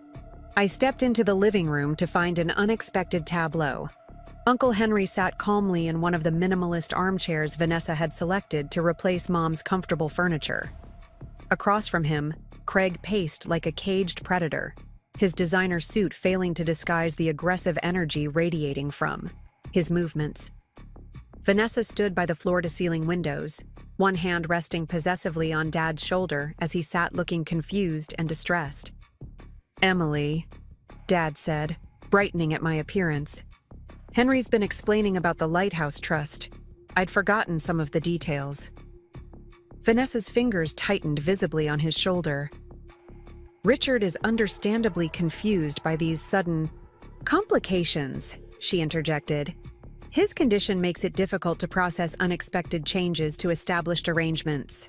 It was a calculated statement, using Dad's diagnosis to undermine his agency while positioning herself as the interpreter of his needs and capabilities. "Actually," I replied, moving to Dad's other side and crouching to eye level. Dad's neurologist specifically noted that discussing familiar family matters helps maintain cognitive pathways. The lighthouse has been part of our family discussions for decades. Dad nodded, momentary clarity sharpening his features. Katie loved that lighthouse. Spent every summer studying the tidal pools nearby. The unprompted mention of Mom visibly discomfited Vanessa, whose careful narrative had gradually excised Catherine Wilson from family conversations, except when strategically useful. Craig, apparently uninterested in these familial dynamics, cut to his primary concern. This trust mechanism is interfering with time-sensitive investment opportunities. The tech startup I discussed requires commitment within the next 48 hours. Uncle Henry's expression remained impassive. What's the projected return on this particular opportunity, Mr. Donaldson? My clients have seen consistent 20% plus annual returns, Craig replied with rehearsed precision. This particular venture has disruptive potential in the healthcare AI space, especially relevant given Richard's situation. It was a clever angle, linking the investment to Dad's medical needs, making any objection seem callous or obstructive. Interesting, Uncle Henry said mildly. Because my analysis of your previous 3 healthcare technology investments shows initial promising returns, followed by substantial losses in years 2 and 3. The pattern suggests early investor exit strategies that benefit advisors like yourself while leaving later participants with devalued positions. Craig's face flushed with anger or embarrassment, perhaps both. That's a gross mischaracterization of complex market dynamics. Early-stage investments naturally involve volatility. Indeed, Uncle Henry agreed pleasantly, which is why the Wilson Family Trust includes volatility limitations and diversification requirements, precisely the provisions you're attempting to circumvent with this rushed commitment strategy. Dad looked between Uncle Henry and Craig with growing comprehension. Henry's always been conservative with investments, he said slowly. Balanced diversity across risk profiles. Catherine trusted his judgment implicitly. Vanessa, sensing the narrative slipping from her control, attempted to redirect. Richard, sweetheart, you're getting tired. Remember what Dr. Winters said about mental fatigue exacerbating symptoms. Perhaps we should continue this discussion another time. It was another tactical deployment of Dad's health concerns to curtail conversations threatening her agenda, a strategy I'd seen her employ with increasing frequency since his diagnosis. Actually, I interjected, Dr. Winters specifically recommended maintaining normal family interactions as beneficial for cognitive function. She's added it to Dad's care notes. Vanessa's perfectly shaped eyebrows rose fractionally, the only visible indication of her surprise at this counter-move. I speak with Dr. Winters daily. She hasn't mentioned this to me. The recommendation was added this morning, I explained, meeting her gaze steadily. I'm sure she'll discuss it at your next consultation. The subtle power shift was palpable in the room. For perhaps the first time since she had entered our lives, Vanessa was encountering coordinated resistance that had anticipated her usual tactics. Craig, less adept at concealing his frustration, checked his watch with deliberate emphasis.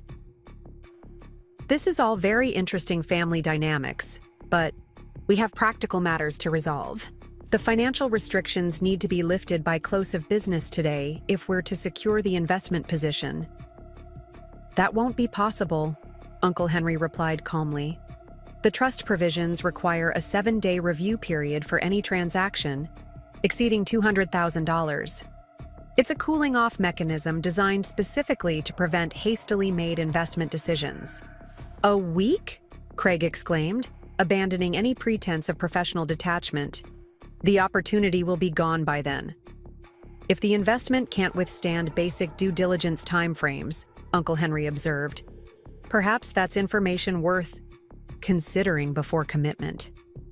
Dad, who had been following this exchange with increasing attention, suddenly spoke with unexpected clarity.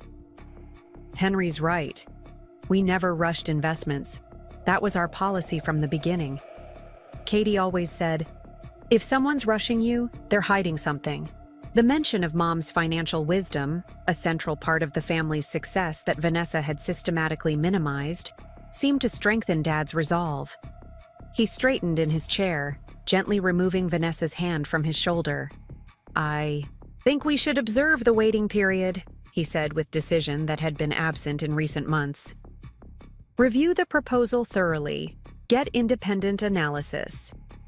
Vanessa's composure slipped momentarily, genuine alarm replacing her cultivated concern.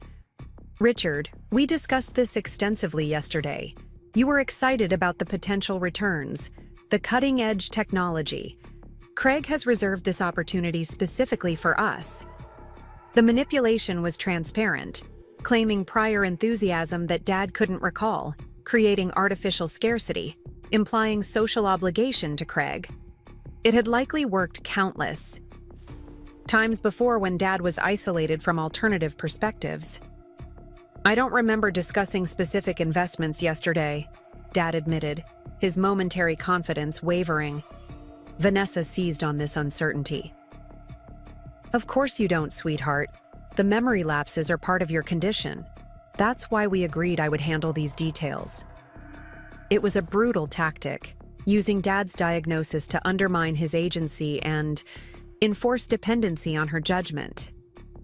I watched his expression falter, the brief clarity giving way to confusion and self-doubt. Uncle Henry intervened with characteristic gentleness. "Richard, investment decisions have always been documented in your family. If you and Vanessa discuss this opportunity in detail, there should be analysis paperwork, projected returns, risk assessments, the standard materials you've always reviewed." Dad nodded, clinging to this familiar process. "Yes, the documentation folder. We always kept a file for each major investment." Craig and Vanessa exchanged a quick glance that confirmed no such documentation existed. The extensive discussion Vanessa had referenced was likely a brief, controlled presentation of selected benefits without the rigorous analysis Dad had always conducted before his illness. "The materials are in digital format now," Vanessa improvised smoothly. "Environmental considerations, I can have them printed if that would be helpful." "That would be excellent," Uncle Henry agreed, calling her bluff. "In fact, I suggest we review them now, while Richard is alert and engaged. Emily and I can provide additional perspectives, just like family investment discussions in the past." Craig's expression darkened as he recognized the trap closing around their hastily constructed narrative. "I'll need to retrieve the complete file from my office. The summary documents wouldn't provide the depth of analysis you're suggesting." "Of course," Uncle Henry replied pleasantly. "We wouldn't want to make decisions without complete information. The 7-day review period will allow time for thorough analysis." With their immediate financial agenda effectively blocked, Craig made his excuses and departed, promising to return with comprehensive documentation. The tension in the room shifted as the door closed behind him, leaving the core family dynamic exposed. Dad looked tired now, the mental effort of the confrontation taking its toll. "I think I will rest for a while," he said, rising slowly from his chair. "I'll help you, sweetheart," Vanessa offered immediately, moving to support him. "Actually," I interjected gently, "I'd like a few minutes with Dad. We haven't had much one-on-one time recently." Before Vanessa could object, Dad nodded. "That would be nice, Emmy. We could sit in the study." The study was what remained of Dad's home office space, significantly reduced during Vanessa's redecoration of the condo. Once a room filled with books and mementos from his tech career, it was now a stylized space that seemed designed more for architectural magazines than actual use. Still, it provided the privacy we needed. As I helped Dad settle into the ergonomic chair that had replaced his beloved old leather one, Vanessa lingered in the doorway. "I'll be right outside if you need anything, Richard. Remember, Dr. Winters recommended keeping emotional stress to a minimum." The implied characterization of conversation with me as potentially stressful didn't escape my notice. "We'll just catch up on my research," I assured her with deliberate misunderstanding of her concern. Dad's always been interested in the marine preservation work. Reluctantly, Vanessa withdrew, though I suspected she might attempt to listen from the hallway. I closed the door and moved a chair close to Dad's, speaking softly. "How are you really doing, Dad?" He rubbed his temples, the gesture achingly familiar from my childhood when he was working through complex coding problems. "It's confusing sometimes, like trying to program with corrupted memory registers. I know things are important, but I can't always access the why." The technical analogy was so characteristic of him that I felt tears threatening. This was still my father, the brilliant mind that had built innovative software systems, now struggling with his own neural architectures. "Degradation. The Lighthouse Trust," he continued, focusing with visible effort. "Henry and I set it up after your mother's diagnosis. She insisted we needed safeguards against exactly this kind of situation." He gave a small, sad laugh. "Katie always saw 10 steps ahead." "She did," I agreed, taking his hand. "That's why she made sure the trust included special provisions." Dad nodded, his gaze momentarily sharp with recognition. "The Codicil. Henry mentioned it earlier, but..." Vanessa changed the subject before he could explain fully. "The Codicil is an amendment to your will," I explained gently. "It's designed to activate under specific circumstances, like someone attempting to divert your company shares away from family control." Dad's expression hardened with surprising clarity. "The shares are yours, Emmy. That was always the plan. Your inheritance, your security." "I know, Dad," I reassured him. "And the Codicil helps ensure that happens, even if someone tries to change the arrangements. It's a fail-safe Mom helped design." He smiled faintly. "She always said systems need redundancy, especially when protecting what matters most." We sat quietly for a moment, the weight of memories and future uncertainties settling around us, like dust motes in the afternoon light filtering through the window. "Vanessa doesn't know about all the provisions," Dad said suddenly, his voice dropping even lower. "I never told her about the lighthouse property's full value or the trust structure. Katie thought it was better that way." This confirmation that Dad had deliberately withheld information from Vanessa, acting on Mom's advice even after her death, was powerful validation of the path Uncle Henry and I had taken. "We've been documenting everything," I told him, matching his hushed tone. "All the financial changes, the investment recommendations, the isolation tactics. Margaret Chen is helping us prepare for whatever comes next." Dad squeezed my hand. "Good. That's good." He paused, struggling visibly with his next words. "I'm not always reliable now. The clarity comes and goes. But when it's here, I want you to know I understand what's happening. I see the patterns, even when I can't always respond to them." Tears filled my eyes at this glimpse of my father's enduring awareness, trapped inside an increasingly unreliable cognitive framework. "We'll protect what matters, Dad. The company shares, the lighthouse, Mom's legacy, all of it." He nodded, then looked toward the door with a subtle shift in expression that suggested our private time was ending. Sure enough, there was a soft knock, and Vanessa appeared with practiced concern. "Richard should take his medication now," she announced, holding a small pill cup and water. The neurologist was very clear about maintaining the schedule precisely. Dad accepted the medication without protest, the moment of connection between us already fading as the daily routines of his care reasserted their dominance. Vanessa helped him to his feet with the practiced movements of someone who had made caring a performance art, attentive enough to demonstrate devotion while subtly reinforcing dependency. "We should let him rest now," she told me firmly. "Cognitive exertion accelerates fatigue." I stood, recognizing that pushing further would only create stress for Dad. "I'll visit again tomorrow," I promised him. Maybe we can look at those old lighthouse photos. A smile flickered across his face. I'd like that, Emmy.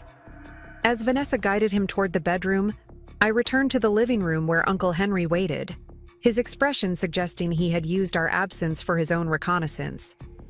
She's been going through Richard's office files, he murmured as we moved toward the elevator. The cabinet in the living room was recently disturbed, papers rearranged, folders accessed. Looking for information about the trust, I surmised. Uncle Henry nodded. She knows she's missing critical pieces of the puzzle. The financial restrictions caught her completely off guard. Dad confirmed he never told her about the lighthouse.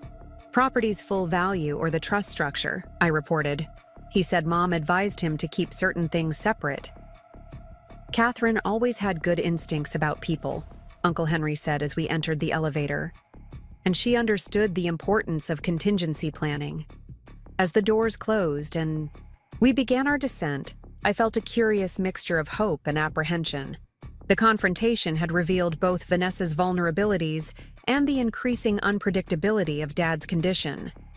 We had won this initial skirmish by blocking the immediate financial threat, but Vanessa's control over Dad's daily life remained, nearly absolute. What happens now? I asked, as the elevator reached the lobby level. Uncle Henry's expression was somber. Now the real battle begins. Vanessa knows we've activated protective measures. She'll accelerate her timeline, looking for ways to work around the restrictions. And she'll intensify efforts to isolate Richard from our influence. As we stepped into the Seattle afternoon, gray clouds gathering over Elliott Bay in the distance, I understood that we had crossed a threshold. The years of quiet documentation and strategic preparation had served their purpose, laying groundwork for this moment when shadow tactics gave way to open conflict. The lighthouse beam had always served dual purposes, guiding ships safely home while warning of dangerous shores. Its trust would now serve similar functions for our family, protecting Dad's true wishes while illuminating Vanessa's deceptions with the uncompromising light of legal scrutiny. The storm was upon us, and the beacon was lit. 3 weeks after our confrontation at the downtown condo, I was knee-deep in the frigid waters of Commencement Bay, collecting microplastic samples when my research assistant waded toward me, holding my phone above the water. "Emily, it's your uncle," she said, concern etched across her face. "He says it's urgent." Water sloshed around my waders as I straightened, taking the phone with still-gloved hands. "Uncle Henry? What's happened?" "Richard's been hospitalized." His voice carried the controlled urgency of someone measuring their words carefully. "Swedish Medical Center, Neurology Wing. You need to come immediately." My stomach dropped. "What happened? Is he okay?" "Vanessa claims he fell in the bathroom," Uncle Henry replied, his skepticism evident even through the phone connection. "But the attending physician has noted inconsistencies in her account. The pattern of bruising doesn't match a simple fall, and despite her insistence that she never leaves him unattended because of his condition, she admits he was alone when it happened." I signaled to my team to continue without me, already stripping off my sampling gloves. "I'm on my way. What room?" "That's another issue," Uncle Henry said, his voice dropping lower. "Vanessa is trying to restrict visitor access. She's told the hospital staff that Richard's fragile emotional state requires limiting external stimulation." "On what authority?" I demanded, yanking off my waders with clumsy, hurried movements. "She's presented documentation naming her as Richard's healthcare proxy. Apparently signed last week." My hands froze. "That's impossible. We had the dual authorization in place for any legal changes." "The healthcare proxy falls outside the financial trust restrictions," Uncle Henry explained, confirming my worst fears. "It's a separate legal instrument. Margaret is already working on challenging it, but for now, Vanessa has significant control over Richard's care decisions and visitor access." As I drove toward Seattle, breaking speed limits on the rain-slick interstate, I processed the implications. The sudden health crisis, the conveniently timed healthcare proxy, the efforts to restrict family access, these weren't coincidences but calculated moves in Vanessa's accelerating endgame. With the financial blockade we'd established limiting her access to Dad's assets, she had shifted tactics to consolidate control through healthcare decisions instead. Swedish Medical Center rose like a gleaming fortress against the gray Seattle skyline. I found parking in the emergency lot, not caring about the potential ticket, and hurried through sliding doors into the antiseptic-scented interior.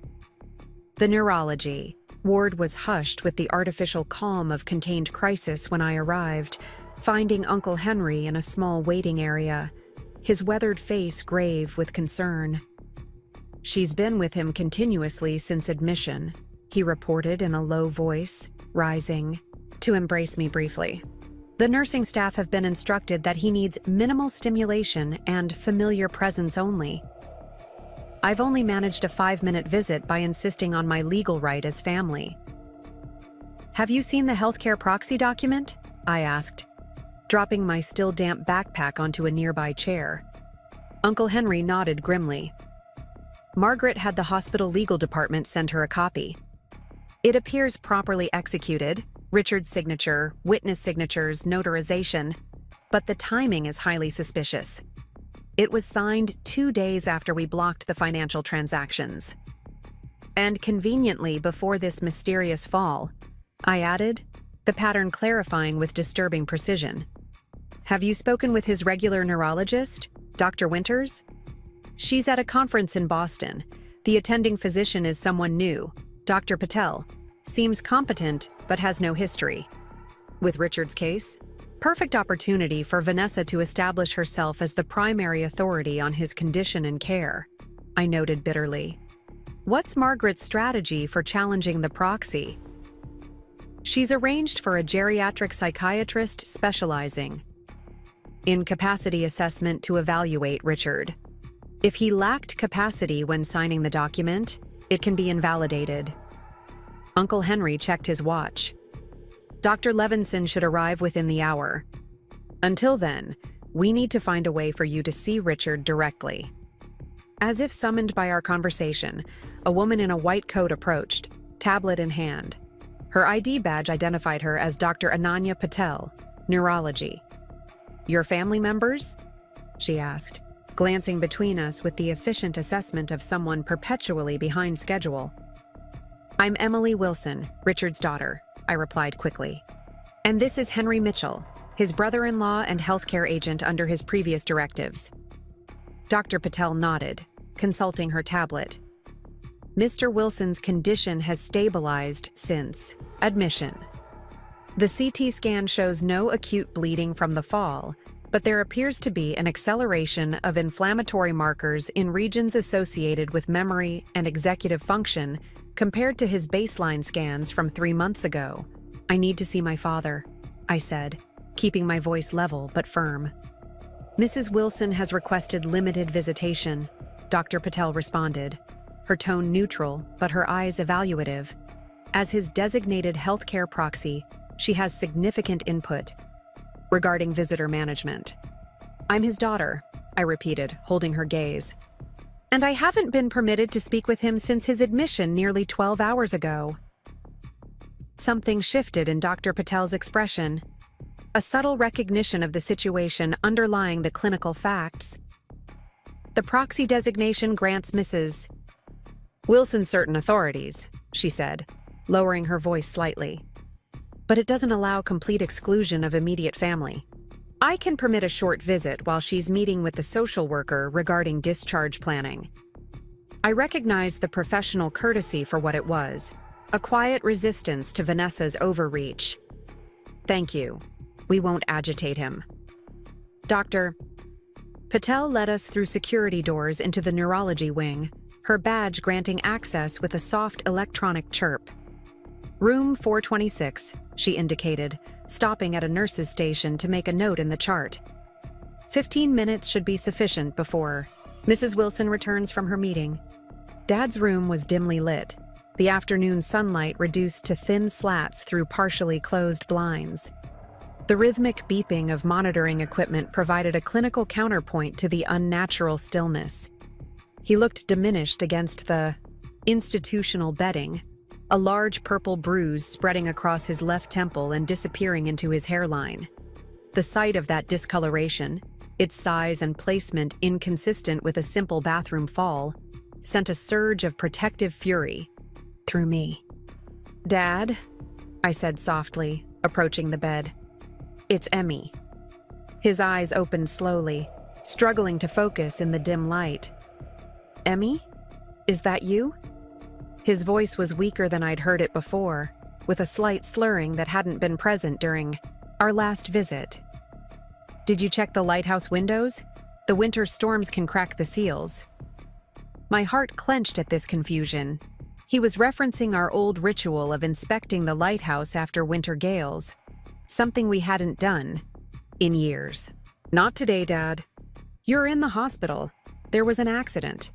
He frowned, wincing as the expression pulled at the bruised area. "Hospital? I don't remember coming here." Uncle Henry moved to the opposite side of the bed. "Richard, what's the last thing you do remember clearly?" Dad's gaze drifted, searching invisible memories. "Papers," he said finally. "Important papers." Vanessa was very insistent, said there wasn't much time. His fingers plucked restlessly at the hospital blanket. "Something about care decisions. Vanessa said you might interfere with proper treatment, that I needed to give her authority to protect me from misguided family influence." The calculated manipulation was breathtaking, using our own protective measures as justification for consolidating her control. "Did you read these papers before signing them?" Uncle Henry asked gently. Dad's expression clouded further. "She summarized them. Said there wasn't time for legal minutia with my condition declining." His fingers continued their restless movement. "I was very tired that day, more than usual. Vanessa had adjusted my medication. Said the doctor recommended higher doses for anxiety management." Uncle Henry and I exchanged a glance laden with dark suspicion. "And after you signed these papers," I asked, "what happened?" "More medication, for sleep. Then," his voice trailed off, confusion returning to his features. "Then I woke up here, with this." His hand drifted toward the bruise on his temple before dropping back to the bed, as if the effort was too great. Before we could pursue this concerning narrative further, a subtle change in Dad's expression alerted me to a presence behind us. I turned to find Vanessa in the doorway, her designer outfit incongruously perfect against the clinical setting, her expression shifting rapidly from surprise to controlled displeasure. "Emily, Henry, I wasn't informed you were visiting." The words were polite, the tone decidedly not. "Richard needs rest, not interrogation." She moved to Dad's bedside with practiced efficiency, adjusting his blanket and checking the monitors with performative care. "The social worker is helping arrange transfer to a specialized memory care facility, sweetheart. Somewhere with 24-hour supervision to prevent further accidents." The emphasis she placed on accidents sent a chill through me. "That seems premature," I interjected, maintaining my position beside Dad. "His home environment is familiar, which benefits cognitive function." Vanessa's smile remained fixed as she smoothed Dad's hair back from the bruised temple with gentle fingers that nonetheless made him wince. "The medical team disagrees. After this fall, they're concerned about his safety in a multi-level condo. The memory care facility has secured areas designed specifically for wandering prevention." "Wandering?" I repeated incredulously. "Dad has never exhibited wandering behavior." "Not that you've observed," Vanessa countered smoothly. "But then, you're not with him daily as I am." The nighttime confusion has been increasing for weeks. It was another unprovable assertion, a symptom conveniently manifesting only during periods when no one but Vanessa was present to observe it. Dad stirred, his hand seeking mine. "No institution," he said with surprising clarity. home, with Emmy. A flash of genuine alarm crossed Vanessa's face before she reset her expression to compassionate concern. Sweetheart, Emmy's busy with her research. She can't provide the round-the-clock care you need. Remember how we discussed this? The facility will help maintain your independence while ensuring your safety. The calculated doublespeak was staggering, claiming institutional care would maintain independence, while suggesting family support would somehow diminish it. I want to see the lighthouse, Dad insisted, his voice stronger than it had been moments before. Before it's too late. Vanessa's gaze darted between Uncle Henry and me, clearly confused by this fixation. There's no lighthouse, Richard. That's the confusion talking. Seattle has no operating lighthouses. He means the family property on San Juan Island, Uncle Henry explained, his tone deliberately casual. A historic lighthouse Richard and Catherine purchased years ago. Special memories for the family. Vanessa's carefully composed expression couldn't quite conceal her surprise. I'm not aware of any such property. It's held in a specialty trust, Uncle Henry continued, maintaining his mild tone while delivering information that fundamentally altered Vanessa's understanding of our family's assets. Separate from the resources you manage.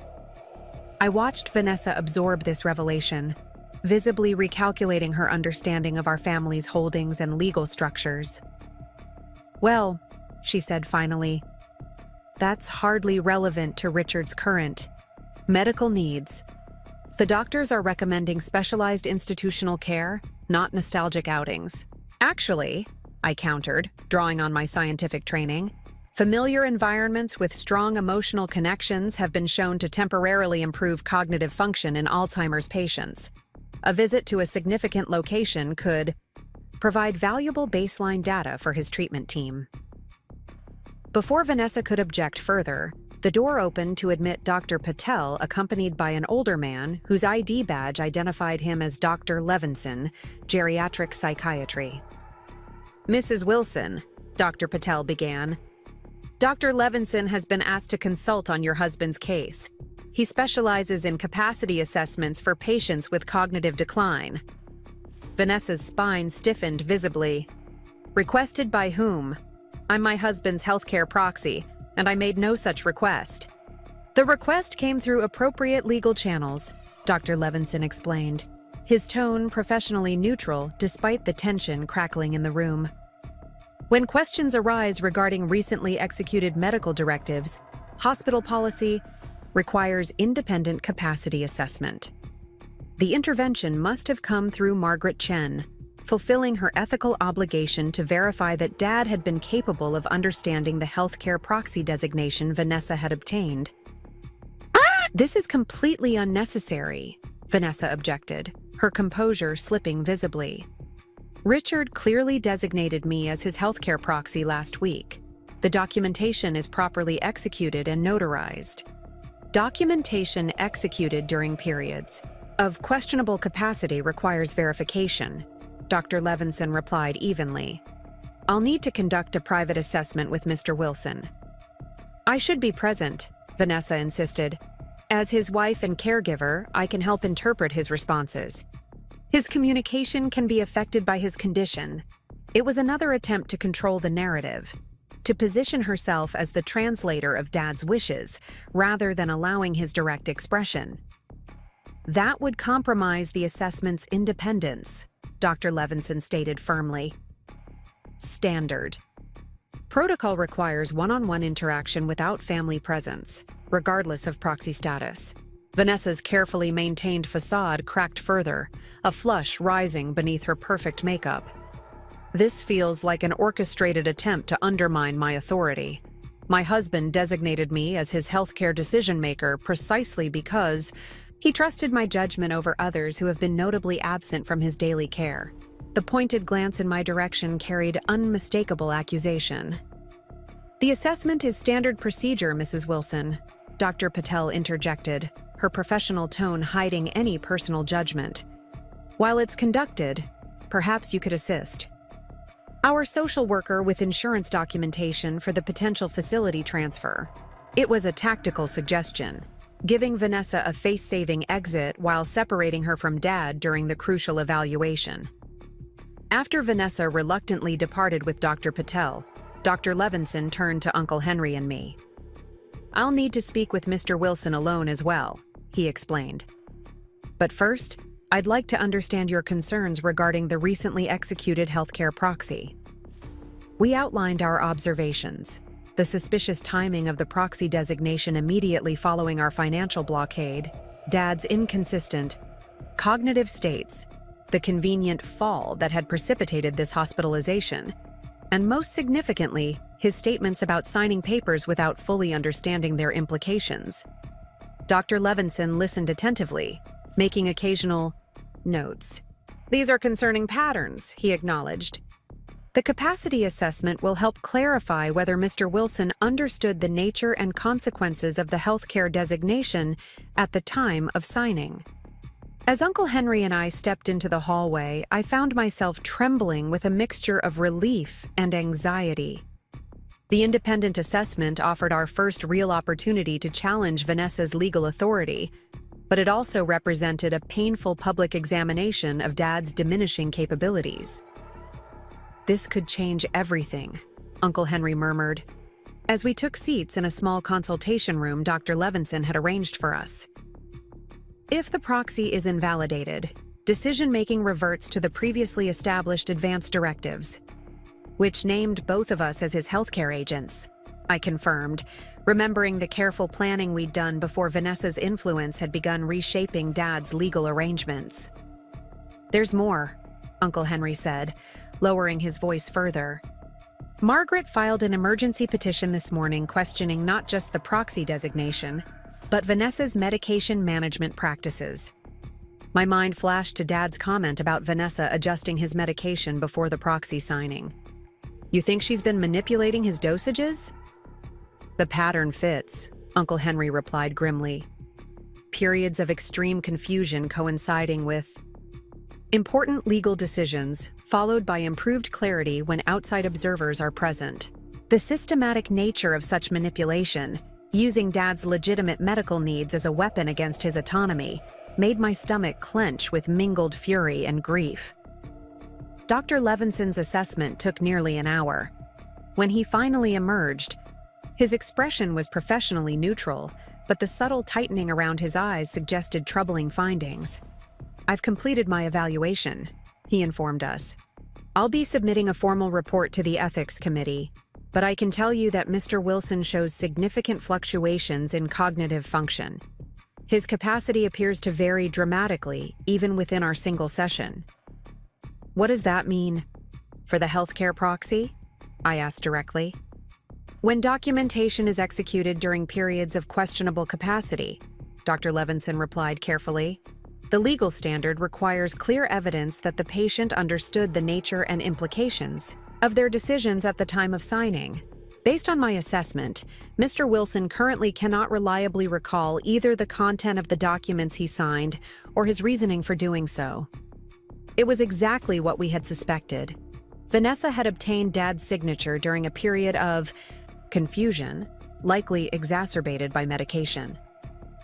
"My recommendation will be to temporarily suspend the recently executed proxy pending further evaluation," Dr. Levinson continued. "In the interim, the previous advance directives should be considered operative." This conclusion represented our first significant victory against Vanessa's manipulation, a professional validation of concerns we had documented for years. Dr. Levinson hesitated, then added with careful precision, "I should also note that Mr. Wilson expressed concerns about his medication management. He described feeling unusually disoriented after taking what he was told were his prescribed medications. Given these statements and the pattern of cognitive fluctuation, I've ordered a comprehensive toxicology screen." The implication hung in the air between us. The possibility that Vanessa had been manipulating Dad's medication regimen to enhance his confusion during key decision points. As Dr. Levinson departed to complete his formal report, Uncle Henry and I absorbed the weight of these developments. If toxicology screening revealed medication mismanagement, the implications would extend far beyond invalidating the healthcare proxy, potentially entering the realm of criminal elder abuse. Our moment of reflection was interrupted by raised voices from the direction of Dad's room. We hurried back to find Vanessa confronting a nurse who was preparing to draw blood samples.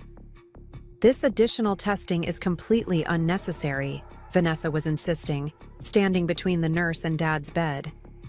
"Dr. Patel has already ordered the standard panels. These additional tests are redundant and burdensome." The toxicology screen was ordered by Dr. Levinson as part of his geriatric assessment, the nurse explained with professional patience. "It's standard procedure in cases involving cognitive fluctuation. My husband doesn't need to be subjected to additional needle sticks for unnecessary tests," Vanessa persisted, her voice rising. "As his healthcare proxy, I'm declining this procedure." I stepped forward. "The proxy designation has been temporarily suspended pending review," I stated, grateful for Dr. Levinson's immediate action. "The previous advance directives naming Henry Mitchell and myself as healthcare agents are now in effect."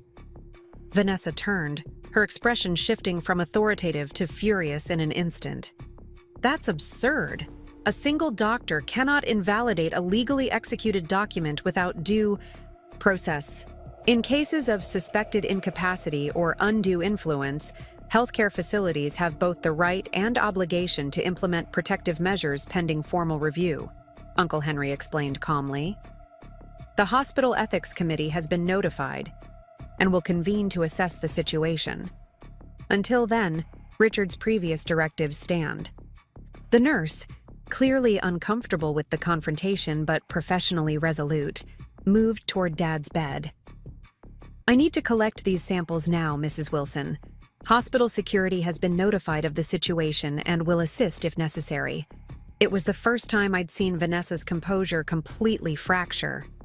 "This is outrageous," she hissed, color flooding her carefully made-up face.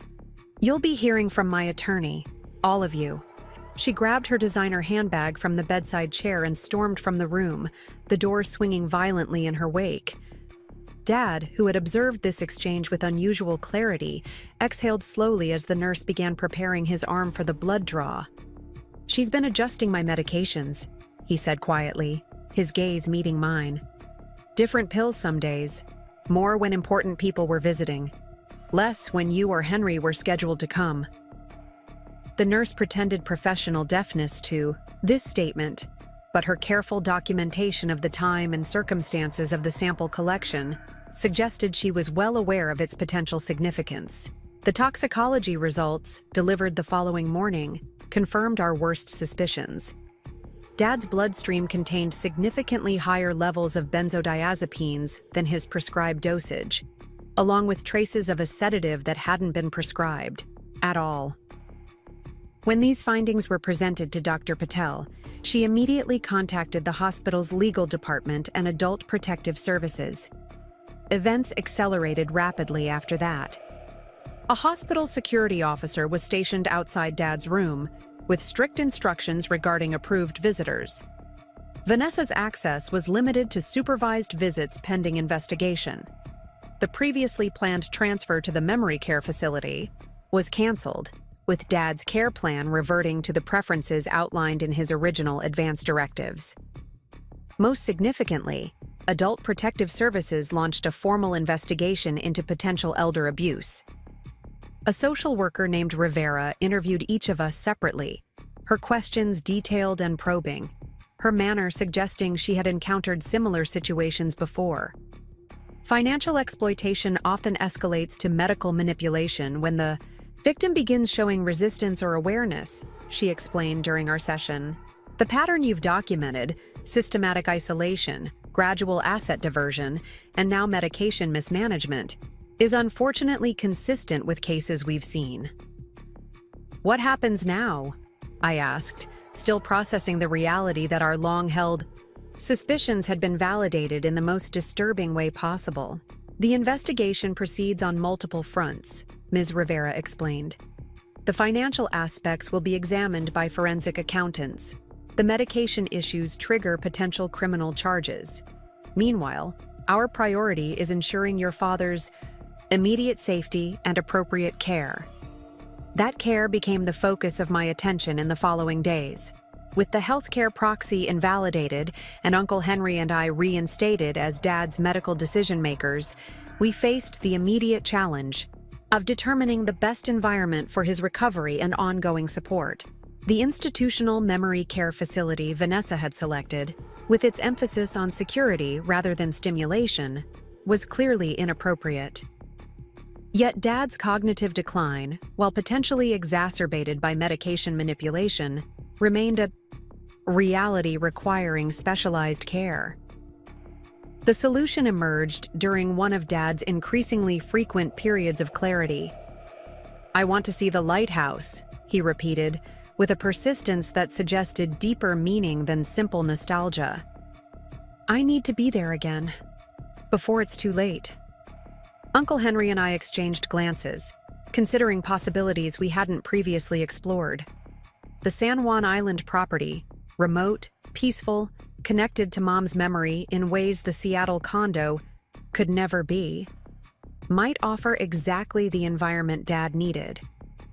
Would living at the lighthouse be possible? I asked Uncle Henry that evening as we sat in the hospital cafeteria reviewing options. It would need significant modifications for his care. Uncle Henry considered this, his expression thoughtful. The keeper's quarters could be adapted. We'd need full-time nursing support, equipment, accessibility improvements. He trailed off, mentally calculating logistics. It would require substantial investment, but the trust has adequate resources, and Richard would be surrounded by Catherine's memory in a way that might benefit his cognitive state. The planning accelerated from there. Margaret Chen helped navigate the legal requirements for establishing a specialized care facility in a historic property. An architect with experience in aging-in-place design developed modification plans that preserved the lighthouse's character while accommodating Dad's needs. A specialized medical transport service was engaged to manage the journey once Dad was stable enough to travel. Throughout these preparations, the investigation into Vanessa's actions continued. The financial forensics revealed patterns more disturbing than even we had suspected. Craig Donaldson's investment schemes had siphoned nearly 30% of Dad's liquid assets into vehicles that generated excessive management fees while exposing him to disproportionate risk. More damning were the connections between these investments and offshore accounts tied to both Craig and, surprisingly, Vanessa, suggesting a level of premeditated collaboration that contradicted her claims of being merely influenced by Craig's expertise. The medication manipulation evidence proved equally compelling. A search warrant executed at the downtown condo discovered a concealed lockbox containing prescription medications in quantities inconsistent with Dad's treatment plan, along with handwritten notes in Vanessa's precise script detailing optimal timing windows for certain decisions that correlated exactly with periods when Dad would have been most susceptible to suggestion. Most damning was Vanessa's day planner, seized during the investigation, which contained detailed tracking of Dad's medication responses, noting when he was most manageable or susceptible to financial discussions. The systematic nature of this documentation transformed what might have been dismissed as caregiver overreach into evidence of calculated exploitation. 3 weeks after his hospitalization, Dad was deemed stable enough for transfer to the lighthouse property. The medical transport helicopter settled gently in the clearing near Uncle Henry's cabin on a crisp autumn morning, the rotors stirring, the wildflowers that still bloomed stubbornly despite the advancing season. Dad's expression as he gazed up at the lighthouse from his wheelchair contained a mixture of emotions too complex for simple categorization: recognition, relief, grief, and something like homecoming, all layered together in the subtle expressions that Alzheimer's had yet to claim. "It's exactly as I remembered," he said softly, as Uncle Henry and I helped navigate the newly constructed ramp toward the lighthouse keeper's quarters. "Katie's gardens are still here. The wildflower meadows Mom had carefully cultivated as part of her ecosystem research had been maintained by the caretaker Uncle Henry employed, their late-season blooms nodding in the salt-tinged breeze. Inside, the ground floor had been transformed into a comfortable living space with medical equipment discreetly integrated into the historic interior. A nurse named Maya, specially trained in dementia care, had been engaged to live in the adjacent guest quarters, providing round-the-clock support, supplemented by regular visits from medical specialists ferried from the mainland. The first evening, at the lighthouse as Dad sat in a specially designed chair positioned to overlook the water, he experienced one of his moments of startling clarity. This was the right decision, he said, watching the automated beam begin its rotation as dusk settled over the sound. Catherine always said we should end where we began. I sat beside him, noticing how the lighthouse's steady rhythm seemed to calm him in ways the urban condo environment never had. "You and Mom bought this place before I was born," I prompted, encouraging his intact long-term memories. Dad nodded, his gaze following the beam's path across the darkening water. "It was being decommissioned, set for commercial development. Katie was heartbroken. She'd been studying the tidal ecosystems here for years. The unique positioning creates marine microclimates unmatched anywhere else in the Sound." This was family history I knew well, but hearing him recall it with such precision gave me hope that the move to the lighthouse might indeed support his cognitive function in ways the neurologists had suggested environment could. "So you bought it to protect her research sites," I continued, gently guiding his reminiscence. "Not just that," Dad corrected, his expression animated with remembered purpose.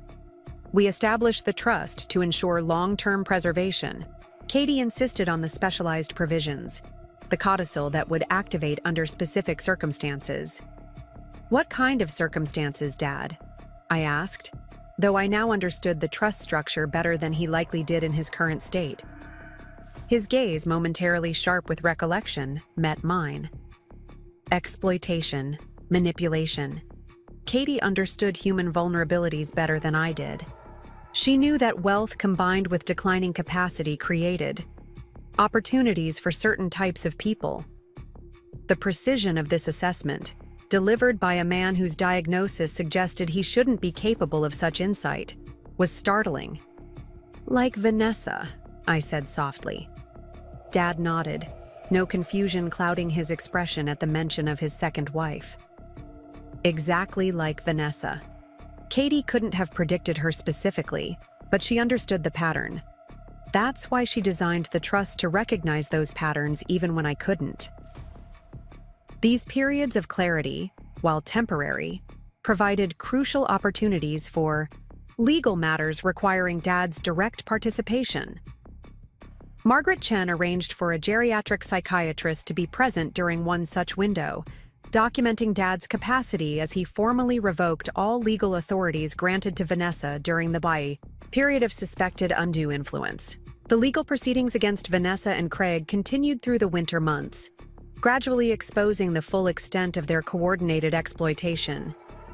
Craig's investment scheme unraveled under forensic scrutiny, revealing a pattern of similar operations targeting vulnerable, wealthy individuals across several states. Vanessa's claim of being another victim rather than an accomplice grew increasingly unconvincing as evidence mounted of her active participation in selecting targets and facilitating financial access. Throughout this process, Dad remained at the lighthouse, where his condition stabilized in ways the neurologists found remarkable. While the Alzheimer's continued its inevitable progression, the consistent environment and proper medication allowed him longer periods of lucidity and emotional connection than had seemed possible during Vanessa's care. The property itself underwent transformation as we implemented Mom's long-held vision. The Lighthouse Trust now formally funded a marine research station focused on coastal ecosystem preservation, with an adjacent building converted to laboratory space, while Dad occupied the comfortably appointed keeper's quarters. My own career shifted to accommodate these changes. I arranged a research partnership between my university department and the newly established Catherine Wilson Marine Preservation Center, allowing me to split my time between Seattle and the island, continuing my work while remaining close to Dad. In spring, as wildflowers reclaimed the meadows surrounding the lighthouse, the final court decisions regarding Vanessa were delivered. Facing overwhelming evidence, she accepted a plea arrangement that included financial restitution, community service, and probation restrictions, specifically barring her from working with vulnerable adults. Craig Donaldson, whose more extensive criminal enterprise involved multiple victims across several states, received a substantial prison sentence. The Lighthouse Trust, with its carefully crafted codicil, had proven more prescient than perhaps even Mom had anticipated. Its provisions not only protected Dad's assets from exploitation, but created the framework for his care in an environment that honored his true wishes rather than Vanessa's manufactured narrative of his needs. On a particularly clear evening, as we sat on the lighthouse gallery watching the sun sink toward the Olympic Mountains, Dad expressed a thought that captured the essence of our journey. "Your mother understood something fundamental about protection," he said, his gaze following the beam as it began its nightly rotation across the darkening water. "A lighthouse doesn't just warn of danger, it guides towards safety. Its purpose isn't primarily defensive, it's directional." I considered this distinction as the beacon swept across the waves below. How Mom's protective measures hadn't simply blocked Vanessa's exploitation, but had actively guided us toward the sanctuary that now housed Dad's final chapter. The trust wasn't merely a legal barrier, it was a pathway illuminated when we needed it most. The financial restitution ordered by the court eventually recovered most of the assets Craig had diverted through his investment scheme. The attorney who had facilitated Vanessa's healthcare proxy manipulation faced disciplinary action from the Bar Association. These legal consequences provided a measure of justice, but the true victory lay in the peaceful rhythm Dad had found at the lighthouse. Days spent watching the tidal ecosystems Mom had loved, evenings in the warm glow of the keeper's quarters as the beacon above maintained its steady pulse across the waters. Dad's decline continued, as the neurologist had warned it would, but at a pace tempered by proper care and an environment rich with meaningful connection. On good days, he would sit with my research team, offering occasional insights from his memories of Mom's work that sometimes startled the scientists with their precision and depth. On difficult days, when confusion clouded his recognition, the lighthouse's steady presence itself seemed to provide comfort, its reliability a counterpoint to his increasingly unreliable cognitive landscape. Ironically, the media attention surrounding Vanessa's case had an unexpected benefit. The Catherine Wilson Marine Preservation Center gained national recognition as both a research facility and a model for specialized dementia care in meaningful environments.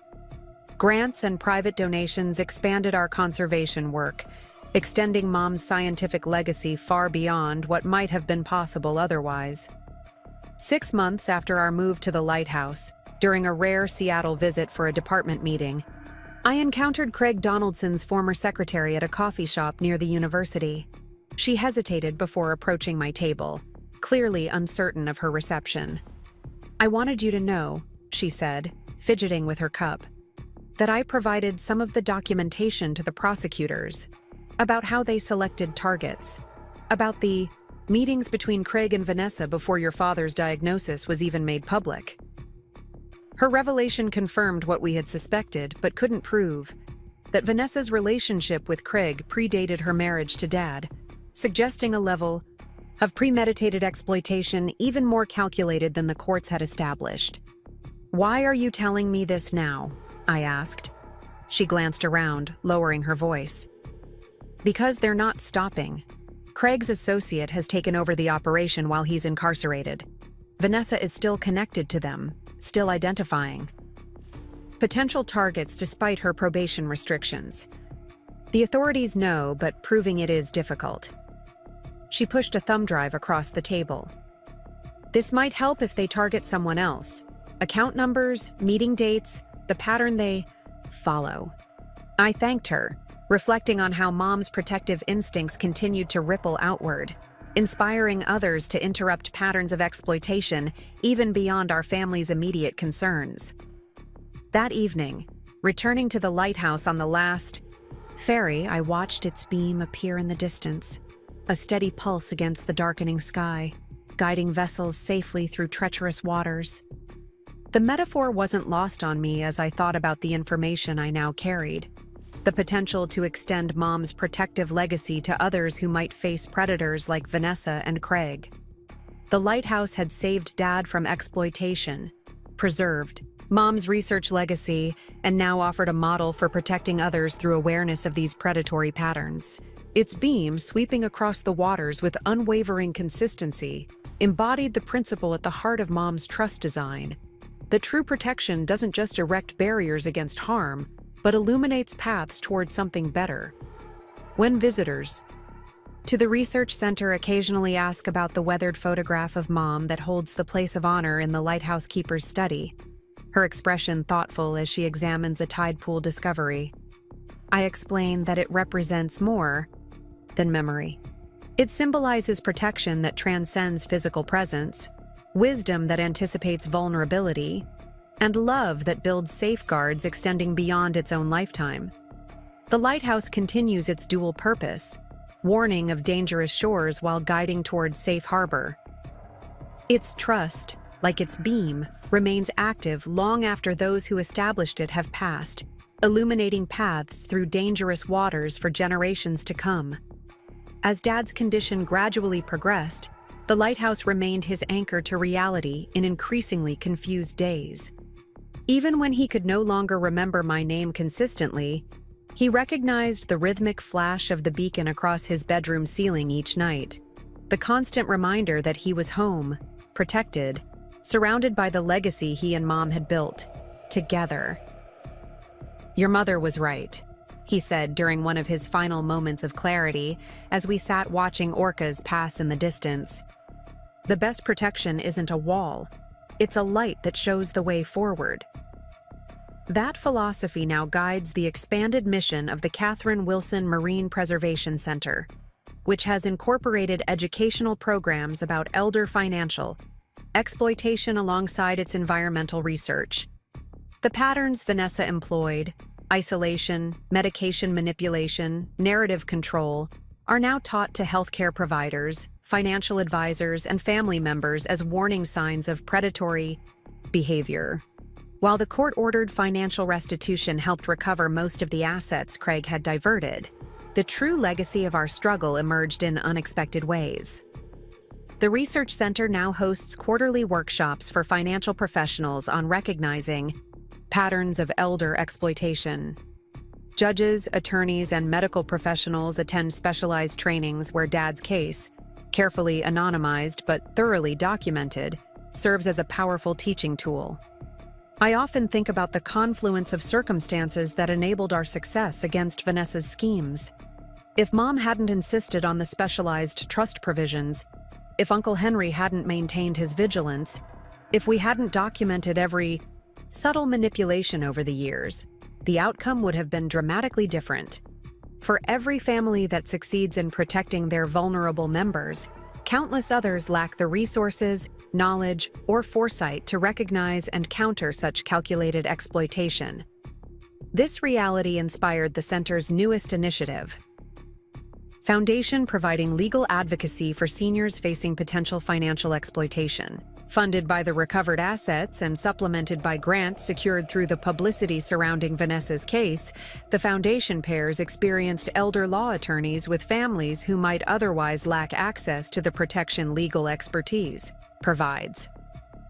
1 year after our move to the lighthouse, I received an unexpected package at the research center. Inside was a handwritten letter from Vanessa's first husband, a man we'd never met but whose existence Uncle Henry had discovered during his background investigation years earlier. "I read about your family's situation in the Seattle Times," he wrote. "What your stepmother did to your father mirrors what she attempted with my uncle 15 years ago. I wasn't successful in protecting him as you were with your father. The enclosed documents show the pattern was established long before she entered your lives. The accompanying files revealed a disturbing history we hadn't fully uncovered. Vanessa had refined her techniques through multiple relationships, each time learning from mistakes, improving her methods of manipulation, and leaving increasingly less evidence. The documents provided crucial missing links that helped prosecutors connect her to 3 additional cases of suspected financial exploitation, ultimately extending her probation and restitution requirements. When the district attorney asked why I wanted to pursue these additional charges despite having already secured our family's assets and Dad's well-being, I explained that the lighthouse's purpose extended beyond our personal safety.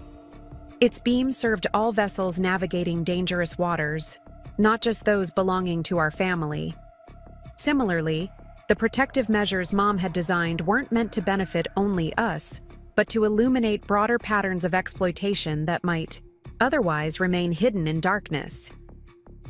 Dad continued to decline gradually, but the lighthouse environment provided a peace that transformed his final chapter. Even as his memories became more fragmented, the sensory experiences remained.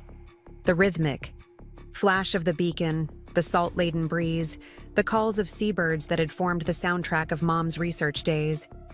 These elements seemed to ground him even when words and names escaped his grasp. 2 years after our move to the lighthouse, on a spring morning when the wildflowers Mom had cataloged were beginning their annual bloom, Dad passed peacefully, in his sleep.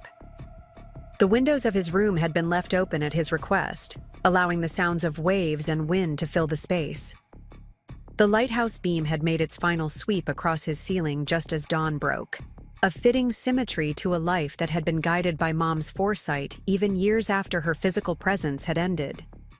The memorial service was held at the lighthouse, with researchers, students, and maritime preservation advocates gathering alongside family and friends.